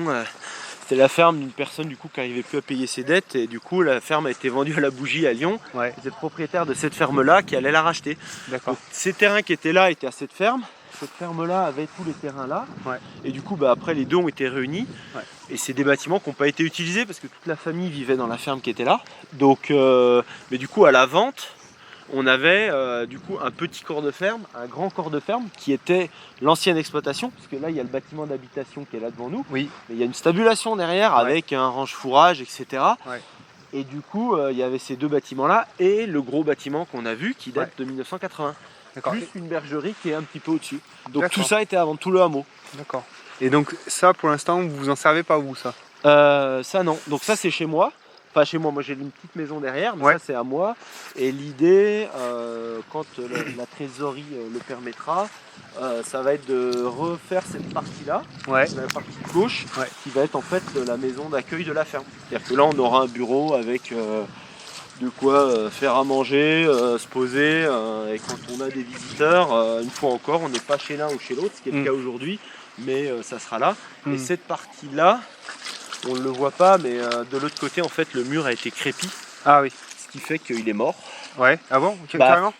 Puis il est bien attaqué à l'intérieur. En fait, ils l'ont crépi parce que c'est la face pluie, on le voit. Là, la maison, elle est bétonnée. En fait, Ouais. les maisons sont bétonnées sur le vent la pluie dominante. Ouais. Et du coup, là, ça n'a pas été bétonné. Ouais. Donc ce bâtiment-là, il est ouvert de l'autre côté, donc il n'y a pas eu de problème. Ouais. Celui-là, il est fermé et ils ont crépi avec Un mortier de ciment? Ouais, un ciment, puis avec un grillage. Ah oui. Et du coup, le peu que j'ai pu voir, a priori, le mur derrière est mort. Ah. Donc là, moi, ce que je voudrais faire, mais bon, c'est toujours à voir, Oui. ça serait de redescendre à hauteur des pierres Ouais. et en fait d'en refaire une petite unité de stockage, éventuellement notre séchoir à terme pour les produits. Mais en tout cas, de ne pas forcément garder le bâtiment en l'état. Ouais. Et l'autre raison aussi, c'est que la maison derrière, pour avoir la vue sur le Mont Blanc, qu'on ne voit pas aujourd'hui, mais qui est là-bas, Ouais. cette maison-là dérange. Donc, c'est dommage. Non, après, on a beaucoup de bâtiments, on n'en a pas l'usage. Et Ils sont ça- beaux ceux-là, Ouais. j'aime beaucoup. Justement, je te parlais d'une vidéo qu'on avait fait chez des amis qui sont installés il n'y a pas très longtemps Ouais. vers Marsac en Livradois. Ouais. Et c'est exactement ce type de maison qu'ils ont acheté Ouais. avec donc le premier étage en pierre qui fait la Ouais. rupture de capillarité. Et donc au-dessus avec le Et pisé, après, je la trouve terre, ça, je trouve ça magnifique. Elles sont très jolies. D'accord. Les charpents de chêne. Après, nous, c'est du très très classique ici. Enfin, la Ouais. majorité des anciennes maisons sont comme ça. Ouais. Après, on voit quand même que ça a vécu, ça a été mal repris. Ouais. Là, on voit en fait, il y avait un appentis avec le four à pain. Ah oui, Qui on était là, voit la qui a- voûte, qui a exact. été- Qui a été bouché. Voilà, enfin, il y a beaucoup de travail pour reprendre Oui, parce que oui. ça n'a pas été touché Ouais. depuis très très longtemps. Ouais. Et l'autre souci qu'on a sur ces bâtiments aussi, c'est que c'est des bâtiments qui sont à destination agricole d'un point de vue urbanisme. Ouais. Qu'on est dans une zone où ils ont défini un PLU avec une interdiction de changer une destination d'un bâtiment, sauf un certain nombre qui avait été identifié au moment où le PLU a été fait. Et ici, ça n'a pas été identifié. Ouais. Donc officiellement, j'ai pas le droit de changer ça Pour dans en une faire habitation. Donc ouais. a priori, pour en faire un bureau de la ferme, voilà, c'est tant qu'il n'y a pas de chambre, ça peut être accepté, Ouais. mais c'est assez compliqué, quoi. D'accord. Quand bien même, tout le monde est d'accord pour changer la destination. Quand je discute avec le maire, avec tout le monde Ouais. dit oui, c'est cohérent, sauf que le papier, ils veulent pas me le tamponner. Donc, Et donc la bergerie, là aussi, là. ce qu'on appelle la bergerie, c'est effectivement une ancienne bergerie aujourd'hui qui ne sert à rien, mais qui va peut-être devenir une cuverie, parce qu'on va planter 1 hectare de vigne. Ah oui. Ah oui, mais on a vu là effectivement les coteaux et les vignes là quand. Ici, plus bas. Ouais. Si on a 650 mètres jusqu'à 580 mètres, on est en appellation coteau du Lyonnais. Oui. Et du coup, il y a du vin, des cerises et des vaches laitières dans cette zone-là. Ouais. C'est les principales productions. Et du coup, nous, on a un terrain qui est par là-haut, donc exposé sud, un terrain qui n'est pas hyper riche. Et du coup, on voulait avoir une autre activité sur la ferme, donc on s'est dit pourquoi pas essayer de la vigne, donc qui sera à 700 mètres d'altitude. Donc c'est assez haut, mais du coup, pareil, avec changement climatique, on dit que c'est quelque chose qui peut être intéressant. Et en termes, encore une fois, de travail demandé, de temps passé, tu penses que c'est conciliable avec cette activité que vous avez déjà? Non, enfin oui. Oui et non, en fait, le oui au sens où avoir une activité supplémentaire, ça peut nous permettre de possiblement faire entrer un troisième associé. Ah oui. Parce qu'aujourd'hui, on a économiquement la possibilité de rémunérer 2 personnes, un apprenti, Ouais. quand on aura remboursé une partie des emprunts. Ouais. Aujourd'hui, on ne rémunère pas grand-chose. Attends, on peut faire pause hein, Non, si tu veux. Ouais. Donc oui, on en était sur cette question de vigne et de potentiel troisième associé Ouais. sur la ferme. Ouais. Oui, parce que du coup, donc nous on a monté ça pour être à 2 avec Benoît, sachant que vu qu'on démarrait d'une feuille blanche, on a vraiment déterminé combien d'hectares on voulait. Après, c'était mon idéal versus ce qu'on a trouvé, hein, mais avec quand même une volonté à un moment de travailler avec d'autres, parce qu'on voit que déjà d'un point de vue très égoïste, par moment, nous sur notre activité, à 2 c'est pas suffisant, Ouais. que ça soit pour des charges lourdes ou travailler en sécurité sur certains aspects, ou des coups de bourre, être 3 des fois pendant une semaine ça aide.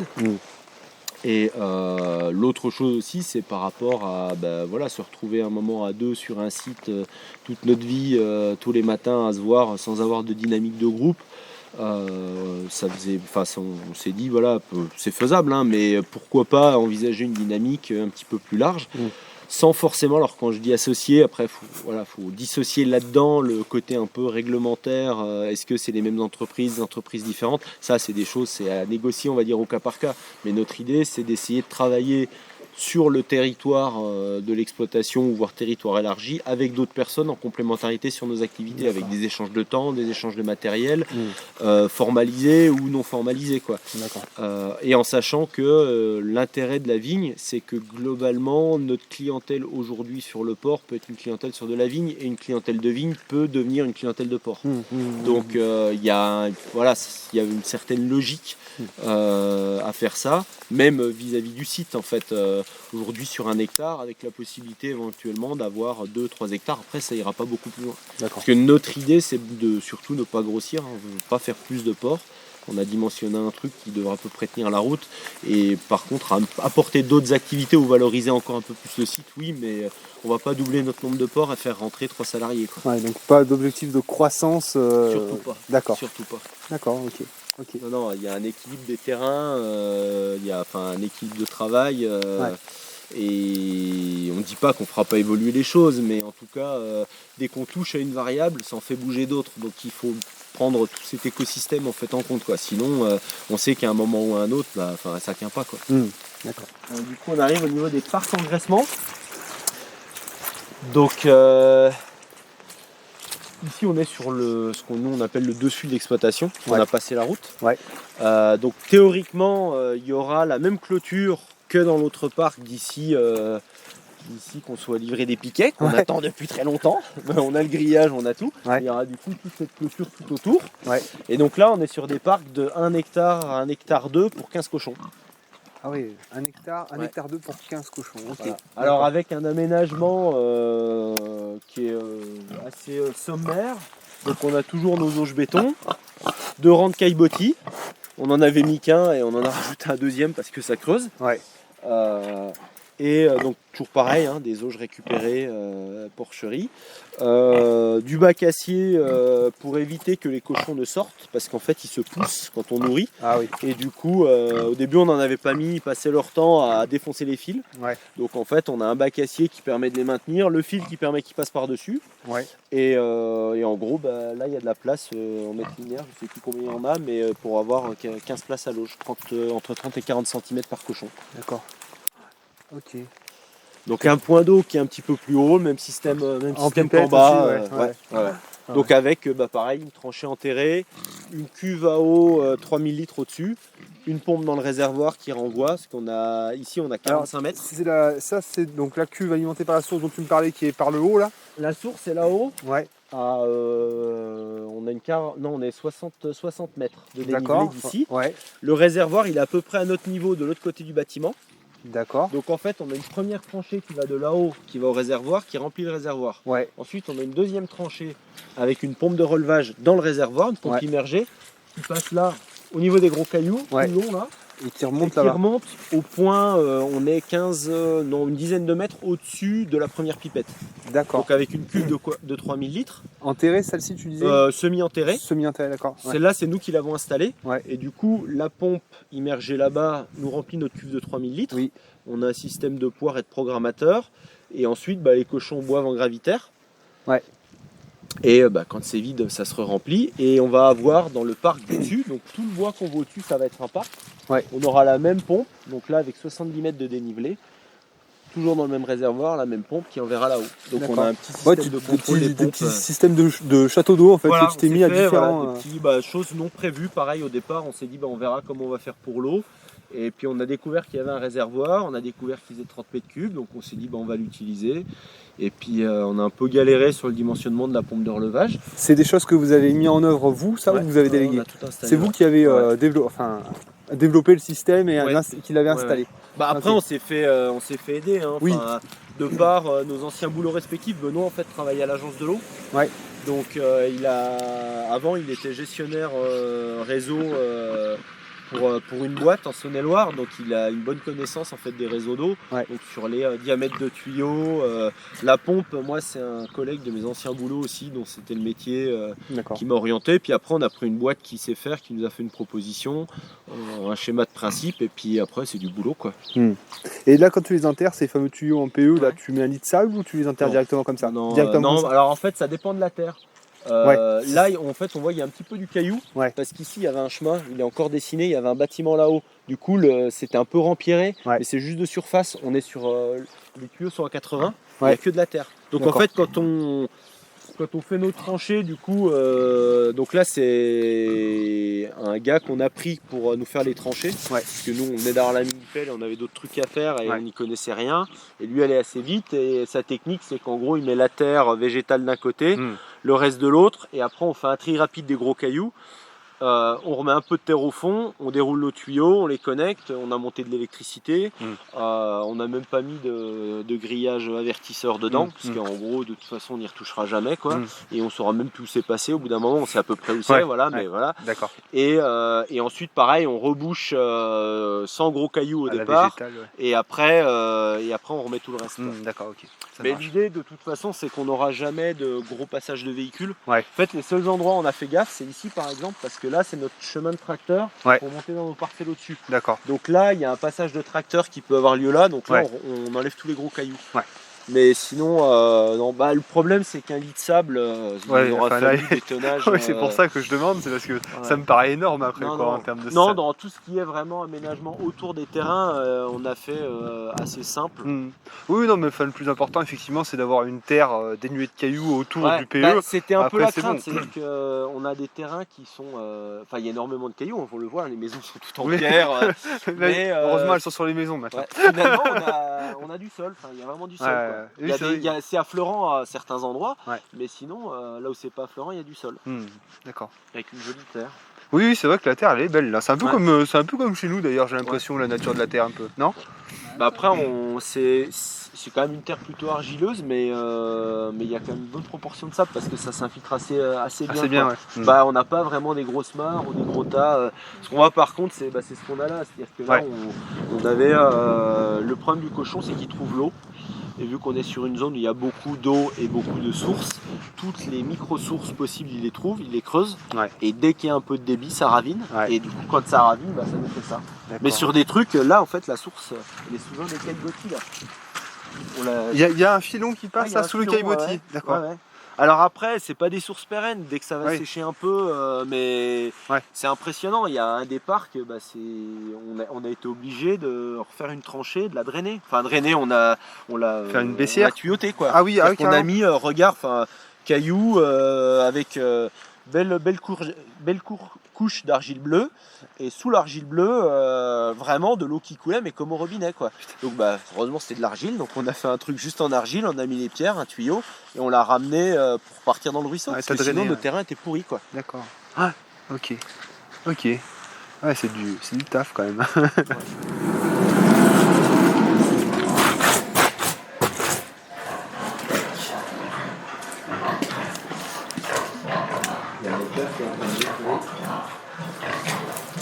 Donc ça, c'est les cochons qui vont partir à l'abattoir demain. D'accord, ok. Donc on les a rentrés ce week-end. Ouais. Donc il y avait une femelle qui était en chaleur, donc on l'a mis dans la case d'à côté, parce que sinon c'est le bazar. C'est des cases, alors c'est pas des très grandes cases, mais ça tient 5 cochons pour 2-3 jours sans problème. Je peux les toucher? Oui, bien sûr, oui. C'est trop marrant. C'est trop rigolo. D'accord, donc ceux-là, demain, ça part. On les emmène et ils sont abattus mercredi matin. D'accord, ok. Ils passent les premiers sur la ligne. D'accord, ça marche. Et après, là, c'est certains qui sont en réparation. Ça, c'est un petit qui était malade. Ouais. Un retournement rectal, un prolapsus. Ah oui. Et alors ça, c'est des trucs qui arrivent souvent l'hiver, quand il fait froid. Ils sont dans les cabanes et en fait, ils tombent les uns sur les autres pour se tenir chaud. Et souvent, le tout petit a tendance à aller au fond. Et puis, tu le retrouves le matin avec les fesses en sang. Donc, dans ce cas-là, pour éviter le cannibalisme et tout, il faut le sortir.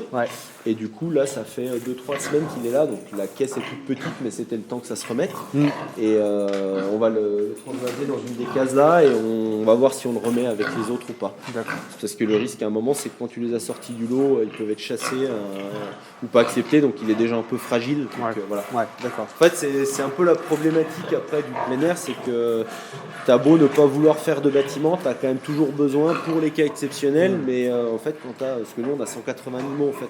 Permanence, donc de toutes les tailles, des petits qu'on a vus jusqu'aux très gros, mais en fait le cas qui arrive de temps en temps, c'est-à-dire que tu en as toujours 2-3 en permanence. Et ça, c'est des truies de renouvellement, puisqu'en fait les truies on les garde à peu près 2 ans, et en fait les truies il faut qu'on les fasse rentrer, on va dire à peu près 6 mois avant qu'elles mettent bas ici. Donc on les fait rentrer, on les garde 2 mois, et après ensuite on les saillit, et 4 mois après elles ont des petits. Et du coup ça c'est des truies de renouvellement pour les premières qu'on va sortir. Elles font combien de saillies là, les truies, avant d'être mises à la retraite? C'est variable. le minimum, ça va être, on va dire 2. C'est-à-dire que 2, on les garderait Deux saillies. un an et demi. C'est vraiment le minimum, c'est s'il y a un souci ou quoi. Nous, on est plutôt à les garder minimum 2 ans, donc 4. 4 mises bas. Pas des saillies, il peut y en avoir plus. Mais, oui, voilà, 4 mises à bas, 4 mises bas. Minimum, et après tu peux aller jusqu'à 8, 9, tout dépend des tas de trucs. Le problème, c'est qu'à chaque fois, nous, c'est le souci qu'on a par rapport à. Alors, c'est des questions très techniques autour de la génétique. C'est en fait, ça, c'est des animaux qui sont faits pour vivre dans un environnement contrôlé, dans un bâtiment en plastique avec une température stable, toujours le même aliment, toujours le même éclairage. Et du coup, c'est des Formule 1 sur un circuit. Sauf qu'une Formule 1 sur. Et ça tourne pas pareil. Une Formule 1 et sur un du terrain coup, de rallye, le problème, c'est qu'elle se comporte quand même en Formule 1 en termes de prolificité. Donc c'est des trucs qui nous font beaucoup trop de petits par rapport à notre modèle. Donc on a une mortalité qui est assez importante. Et entre guillemets, je vais dire heureusement, parce que si elle arrivait réellement à en sevrer 15 ou 17 ou 18, quand il fait moins 5, ta truie, c'est un porte-manteau à la fin, quoi. Et du coup, c'est là où on est un peu embêté, parce qu'au niveau génétique, il n'y a pas encore de génétique adaptée plein air. Et du coup, c'est à nous, et ça va prendre un peu de temps, mais c'est à nous de trouver un truc qui corresponde à notre modèle, en fait. Et chaque éleveur, en fait, fait un peu sa génétique. C'est pour ça que souvent, les éleveurs vont dire moi je fais du porte-fenêtre. Ce qui veut dire ce que ça veut dire. D'accord. Et la race de base, c'est laquelle celle-là? Alors ça, la marque, parce que c'est pas c'est vraiment des marque, races. c'est même pas des Enfin, races. une marque, c'est Yuna, mais Yuna, c'est. Il y a du large white, piétrin, je sais même plus. D'accord. En fait, il y a, on va dire, 4-5 souches de base, et puis après, tu mixes pour avoir caractère maternel, prolificité. Et donc, c'est ce que tu disais, toi, tu vas travailler à avoir une génétique qui sera mieux adaptée à ce que tu fais. Quoi. Mieux adaptée au plein air, c'est-à-dire un petit peu moins prolifique, un peu plus résistante, peut-être un petit peu plus maternelle par rapport à nos cabanes qu'on a vues en bas. Bon, ça, voilà, c'est des choses qu'on veut faire. On ne peut pas tout faire en même temps. Bien sûr. Mais du coup, par contre, nous, nos porcelets, c'est cette race-là en mer, et en paire, c'est du Duroc. Duroc qui est une race plutôt rustique, plus rustique que ça c'est vraiment de l'industrie classique. Ce qui fait qu'on a des animaux, ceux qu'on engraisse, sont plus adaptés au plein air que les mers en tant que telles. D'accord, ok, ça marche. D'accord. Le système, vous l'utilisez encore, ce système de caillebotis La chaîne de curage, on a transformé le bâtiment pour faire les cases dans lesquelles il y avait les cochons. Et du coup, sous les cochons, on a installé des caillebotis métalliques. Donc, on enlève un et on cure à la main les cases et on fait tourner. On remplit les pendeurs qui est derrière. Et on remplit les pendeurs ou non. Mais en tout cas, on stocke encore une partie du fumier ici et on va épandre. Alors après, on fait sur une année, si on fait 10 tonnes de fumier, c'est-à-dire l'équivalent de ce qu'on va mettre sur un demi-hectare, c'est bien tout, quoi. Parce que c'est des animaux qui sont là en temporaire. L'épandeur, il fait 3 tonnes et on va le remplir une fois tous les mois et demi, tous les 2 mois, quoi. Et ça, donc c'était un système qui était déjà en place. Ça, et la vous avez chaîne conservé était là et finalement c'est adapté. C'est sûr que Mais c'est pratique. on avait comme enjeu, nous, de ne pas avoir à traiter du fumier, parce qu'en fait, traiter du fumier, ça veut dire du matériel qui soit à peu près performant, et surtout à des terrains adaptés, parce que dans les pentes, matériel performant ou pas, tu vas pas. Et du coup, on n'a pas beaucoup de terrains plats qui peuvent accueillir du fumier, on a 3-4 hectares de culture, du coup, il ne faut pas qu'on ait plus de 20-30 tonnes de fumier par an. D'accord. Du coup, donc là, on a la cuve de 30 mètres cubes qui démarre là et qui part derrière nous. D'accord. Sur 3-4 mètres de large. Ouais. J'ai mis une fois dedans. Avec les cuissardes. On avait fait baisser le niveau exprès pour aller installer la pompe. Du coup, donc on le voit là. Donc on a le PE de 50. Donc il y a la pompe qui est raccordée au bout. On a le robinet à flotteur qui est raccordé à la source au-dessus. Donc en fait, quand c'est à niveau, ça ferme et ça permet à la source de se remettre au niveau. Et ensuite, on a un autre tuyau qui est si vraiment la source est à sec pour remplir avec le réseau d'eau. D'accord, eau de ville. Réseau d'eau classique, quoi. Ou autre chose, mais du coup, on a une arrivée qui part du bâtiment. D'accord. Et donc après, là, il y avait déjà un départ préexistant qu'on a gardé qui redescend au bâtiment. Donc on n'a pas eu à refaire la descente, mais on a eu à ramener tous ces tuyaux. Et du coup, c'est géré depuis là. Là, on a le système isolé du froid à l'arrache parce qu'il s'est fait rattraper par le temps. Mais du coup, donc on a notre pompe qui qui est géré ici, donc qui est géré sur le système du manomètre, le 4-8 bar. Ouais. Donc non, le 2-4 bar. Donc elle envoie jusqu'à 4 bars, elle s'arrête et à 2 bars elle se remet en marche. Ouais, oui, c'est un surpresseur quoi. Oui, on a le ballon. Ouais, d'accord. Et du coup, là on a les départs du coup sur nos différents parcs. Donc ça c'est le parc engraissement qu'on a vu. Ouais. Donc avec la vanne et la cuve qui est là-haut. Ça c'est le parc qui part là, qui est en cours de réalisation, qui va aller dans le bois. Ouais. Et la troisième voie, c'est une voie qui part au bâtiment. D'accord. Ok. Putain, mais c'est du gros démètre là, effectivement.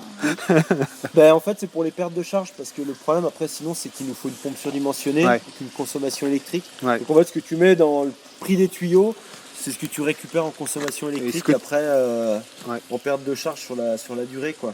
Et c'est ce que tu disais, tout en plastique, peu onéreux et peu onéreux mais... par rapport à du laiton, on va dire.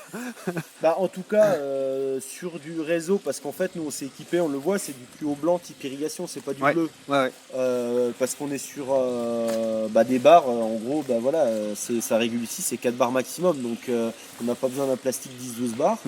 Et du coup, c'est du système d'irrigation pour ramener de l'eau de source pour des cochons. Donc il y a un moment, c'est aussi cet équilibre-là qu'il faut trouver, quoi. D'accord. Ok, ouais, donc ça, c'est ce que tu disais, c'est des choses que vous avez fait vous, ça. Voilà, oui, c'est le genre de truc qu'on n'avait pas. Enfin, on savait qu'il fallait qu'on fasse quelque chose, on savait pas trop quoi, et du coup, on s'est mis notre petit système de contrôle ici. L'isolation à l'arrache là cette année parce qu'on s'est fait prendre de cours, donc on a fait ce qu'on pouvait, donc on va faire ça un petit peu mieux pour l'année prochaine. Pareil, on a mis de la sûre parce que c'est le jour où ça avait bien gelé. Du coup, mais bon, il y a les tas de terre qui sont prévus dès que ça dégèle un petit peu plus. Et on finit notre circuit, la tranchée là est faite, là, le clou il est enterré. Mais on a nos parcs à vaches ici qui vont aussi bénéficier des trucs d'eau qui sont un petit peu là-haut. On a 12 hectares pour les vaches, on va diviser en 3 parcs de 4 hectares. D'accord, ok. Donc là, un peu moins, là il y a 3 hectares, là il y aura un petit peu plus et encore au-dessus. Et du coup, l'idée c'est qu'on puisse diviser pour qu'elles. Donc c'est des vaches qu'on prend en pension. C'est pas à nous, on les prend sur 8 mois de l'année. Et l'idée c'est qu'on puisse les faire manger de façon un petit peu plus rationnelle que ce qu'elles nous ont fait l'année dernière, où elles ont mangé un peu partout, mais pas super bien, ce qui fait que on a des petites taches ronciers et autres qui n'ont pas été trop attaquées. Donc l'idée c'est de pouvoir les cantonner pièce par pièce et d'aller avec la pousse de l'herbe, mais pour ça il fallait qu'on ait de l'eau. Donc on est aussi en train, ça fait partie des trucs pas prévus mais qu'on ajoute. On achète des cuves, on refait des tranchées. C'est tiens, on n'a pas fait assez, on va en faire encore un petit peu. Je pense que l'appel a été un bon investissement du coup. Ouais. Et les ânes là, ils sont à vous aussi? Ouais, c'est à nous, D'accord. On avait comme objectif au départ un peu idéaliste, mais qui viendra peut-être, c'est ça, de pouvoir distribuer l'aliment avec les ânes. Parce que en fait le pourquoi du quad tout début c'était de ne pas allumer un moteur et un équipement de 4 tonnes pour trimballer 600 kg. Du coup on a trouvé un équilibre avec le quad qui est un équipement un petit peu plus léger, plus maniable et qui répond aussi à d'autres usages et qu'on peut faire tourner tout le temps parce qu'il n'abîme pas les terrains et tout. Mais du coup on s'était dit à terme pourquoi pas essayer un moment d'avoir une traction animale mais dans un mode un peu idéaliste quoi. On s'est vite rendu compte que c'était un peu illusoire, mais peut-être à terme. Oui voilà, en tout cas c'est pas la priorité aujourd'hui, mais ça fait partie quand même du raisonnement. Et on voit que ne serait-ce que sur l'état des terrains et tout, il y a un moment il faudra qu'on aille sur des équipements qui abîment le moins possible quoi. Le quad est encore bien, mais si on pouvait aller encore un cran en dessous, ça serait bien quoi. Hop. Putain, il est vraiment magnifique. Je vais ranger mes cuissards qui me permettent d'aller dans le réservoir. Et du coup, alors on l'a jamais vu fonctionner, mais il est entièrement refait. Il est tout neuf. À l'occasion, il le ferait tourner, ouais. Putain. Donc ça c'est l'ancien propriétaire qui. Voilà. Qui est fan en fait de vieilles voitures, vieux tracteurs, qui rénove super bien. Et du coup, qui a encore ce tracteur-là, on attend de savoir ce qu'il va en faire. Sachant que nous on n'utilise pas tout l'espace, donc on lui a dit pendant un temps qu'il pouvait encore laisser ses équipements ici. Il est magnifique, hein. Putain. T'as vu les suspensions là, Michel, comme le 4x4 là, à l'ancienne là. Putain. C'est incroyable, c'est vraiment une pièce de collection. Ça. Ouais. C'est un bel équipement. Là. Putain. Puis ça a été refait. Ah ouais, il est nickel chrome. Dans Hein. les règles. Ouais. D'accord. Et donc, du coup, t'as Du coup, la mini-pelle. la mini-pelle. Euh... Elle est belle, hein. Oh Dieu.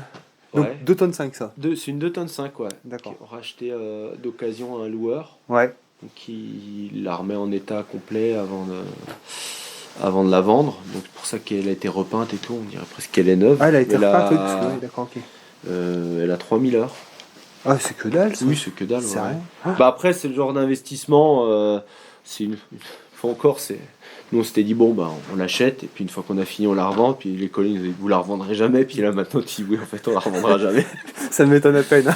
C'est tellement pratique, Et, en vérité. Ouais, c'est vrai que. Enfin, nous, l'avantage, c'est vraiment le travail dans les pentes. C'est-à-dire que. Et une fois encore, le quad travaille dans les pentes, quoi. Enfin, travail, en tout cas, capacité d'aller n'importe où, dans n'importe quelle pente, sans avoir peur, quoi. Ouais.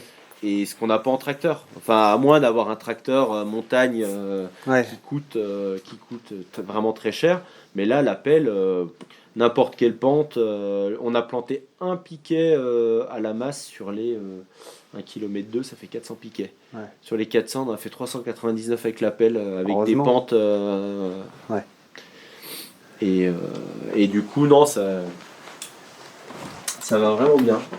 Donc, du coup, là, c'est là-dessus où tu me disais que vous aviez adapté un. L'enfonce-pieu, il un est en enfonce-pieu. bas. Ouais, c'est. Donc là, nous, on l'a eu avec le godet large, là, de nivellement. pour mettre à niveau et puis reboucher les tranchées. Et puis de largeur, donc on fait toutes nos tranchées avec le ça. petit, ouais. Ça, c'est quand on a un petit peu plus gros, mais on l'a assez peu utilisé. Et puis après, l'enfonce-pieu, pour aller le voir, il est en bas. D'accord. Et là, on a tout notre stock pour ce qu'il nous reste à faire en tranchée. Ouais. Des éléments aussi qu'on a démontés à droite à gauche. D'accord. Un petit peu de PVC, enfin voilà, toujours du stock de matériel un petit peu surtout parce qu'au quotidien, on fait 5-6 métiers dans la journée, quoi. Ça. Toujours un peu d'électricité, un peu de plomberie, un peu de Ouais. terrassement, un peu de maçonnerie, Ah, oui. des fois un peu d'élevage de cochons quand même. Il y a des journées, ça, Ah non, mais- on se dit, De toute façon, éleveur-agriculteur, c'est multitâche, hein. Ça c'est sûr. c'est l'intérêt, hein, c'est Ah. pas désagréable. Hein, Ah non, c'est aussi quelque chose qu'on apprécie, c'est de varier les activités au cours de la journée. Et, Mais c'est vrai que quand on dit les agriculteurs, bordel, en fait, c'est pas du bordel, c'est juste que c'est du stock mal rangé, quoi. c'est vrai. Parce qu'on a toujours, on passe notre temps à venir chercher un petit morceau de scie, puis Ouais. tiens, on se dit on va bricoler ça comme ça, et Ouais. en métal, plastique. Et vous avez le petit tracteur là-bas, donc celui qui est garé aussi. Alors ça, c'est les deux tracteurs de l'ancien exploitant aussi. Ah, qu'on aussi, d'accord. utilise. Nous, on a le nôtre qui est à l'intérieur. D'accord. On va aller le voir, on va Ouais. aller voir le reste du matériel qu'on a acheté.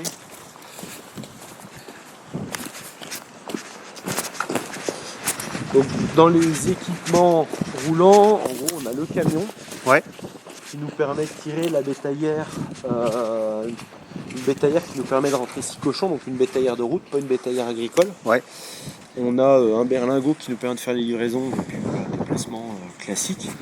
Ça, c'est ce qui va sur la route. Et dans les équipements agricoles, du coup, on a ce tracteur-là, qui a 70 chevaux. Et du coup, nous, l'enjeu sur la ferme, c'est tout ce qui est levage. En gros, il faut déplacer des cabanes, déplacer du matériel lourd. Et il nous fallait un tracteur qui soit avec une bonne fourche. Ouais. Sachant que tout ce qui est culture, le peu qu'on a, on fait faire. Ouais. Parce que c'est pas un tracteur, il n'est pas assez puissant et on n'a pas le matériel. Donc en gros, nous on utilise l'arrière, ces attelés-là, c'est pour le broyeur, pour entretenir les parcs. Quand on doit ouvrir au milieu d'un roncier pour poser une clôture, on passe avec ça. Tout ce qui est levage, un peu travail du bois et tout, ça va être avec les pics ou avec le croco qu'on a au niveau du chargeur. Ouais. Ça fait combien de chevaux ça? Je crois qu'il est à 70. D'accord. 75. C'est un tracteur qui a 20 ans. Ouais. Je vais mettre un peu de lumière. Je sais pas. C'est bon.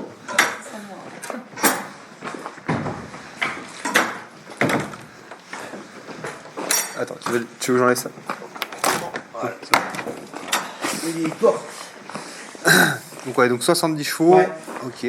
Donc le chargeur et ouais, donc Chargeur, le donc godet. avec, ça c'est surtout quand on va travailler le bois Ouais. pour ramasser les gros tas, les déposer, brûler et tout, Ouais. c'est assez utile. Ouais. On a fait un petit peu de fumier, mais il n'était pas assez compact pour se tenir. D'accord. Donc on utilise plutôt un godéter pour le fumier. Ouais. Après on a le matériel de fenaison qu'on a repris, qui était sur la ferme. Donc c'est du matériel qui est aussi vieux que moi ou presque, mais qui fonctionne à peu près bien pour ce qu'on fait. On fait entre 3 et 5 hectares de foin par an. D'accord. Donc tu as la faneuse. Donc l'andaineuse, la faneuse et la faucheuse. Et la barre de couple. Ouais. D'accord. Ok, Donc, ah oui, voilà. oui, d'accord. Ouais. Enfin, c'est du vieux matos. Ouais, c'est à l'ancienne, ça vient sur le côté de la machine. Ouais, c'est sur le côté. Ouais. Mais là, du coup, faut encore qu'on la répare. Enfin, il y a toujours des petits trucs. On passe notre temps. Et là, tu as un autre Pour chargeur de Donc remplacement. là, Ah, c'est le on a- godéter, c'est ça, non? on avait un chargeur sur un tracteur qu'on devait reprendre. Et finalement, on l'a pas repris, mais du coup, on a gardé le chargeur. D'accord. Et là, on a un autre tracteur qui appartient à. Encore, Même gars qui est au-dessus. c'est un Massey, ça, non? Ça, c'est un Massey, Ouais. Pony, exactement. Ah ouais, oui, oui. Bah, oui, il est en vente, d'ailleurs, si tu le veux. Non, me tente pas, j'ai pas la place. Moi, c'est la place couverte qui me manque. Voilà. Bah, du coup, nous, c'est pareil, on est bloqué au niveau des places couvertes. Ah ouais? Bah là, en fait, c'est chez mon collègue qui arrive, Benoît. Ouais. Donc ça fait partie de sa maison. Et l'idée, ça serait un moment Ouais. de pouvoir sortir le matériel. D'accord. Et t'as aussi un broyeur d'accotement, alors? Ouais, mais alors ça, on l'a repris en se disant, tiens, ça nous permettra de pouvoir nettoyer nos bords de parc et tout. Ouais. Et en fait, c'est un beau matériel pour travailler au bord des routes. Mais sinon, dans les parcs, c'est plutôt Ça casse-gueule. fait Il pas. faut vraiment que ça soit plat. Enfin, on le voit, les mecs qui arrivent à avancer avec ça, ils tirent tout droit. Ouais. Nous, dans les pentes, il y a quand même des risques à un moment de se renverser et tout. Ah ouais. Donc, non, ce qu'on est en train de regarder plutôt, ça serait d'avoir le même type de système, mais sur la pelle. Parce que ça se fait en fait de plus en plus sur la pelle. C'est le même système, Ça c'est découpe. c'est de l'hydraulique. Et du coup, là, c'est plus stable. D'accord. Voilà, donc on vient de terminer cette première vidéo. La deuxième sortira dans quelques jours. Il s'agira d'un entretien avec Benoît et Olivier. Donc Benoît qui venait, comme vous l'avez vu, nous rejoindre pour nous proposer un petit café. Donc on s'est assis chez lui et on a pu discuter donc de toute la partie en fait administrative, mais aussi un peu leur cheminement, ce qui les a menés à se lancer en fait en tant qu'associés dans cette ferme. Donc on se retrouve dans quelques jours sur Projet Liberté. Je fais en sorte de faire un montage un petit peu propre. J'espère que cette vidéo vous aura plu, comme d'habitude, je vous le rappelle encore une fois, mais n'hésitez pas à mettre le pouce bleu, à partager. Je remercie encore énormément Olivier et Benoît de nous avoir accueillis sur site, d'avoir pris le temps, malgré cette météo, comme vous avez vu, dégueulasse, de nous faire un tour vraiment complet et de nous fournir toutes ces explications. Merci beaucoup à eux. Je vous mets les liens de leur chaîne dans la description, n'hésitez pas à aller voir, c'est vraiment très intéressant. On se retrouve très bientôt comme j'expliquais. Bye mes petits lapins.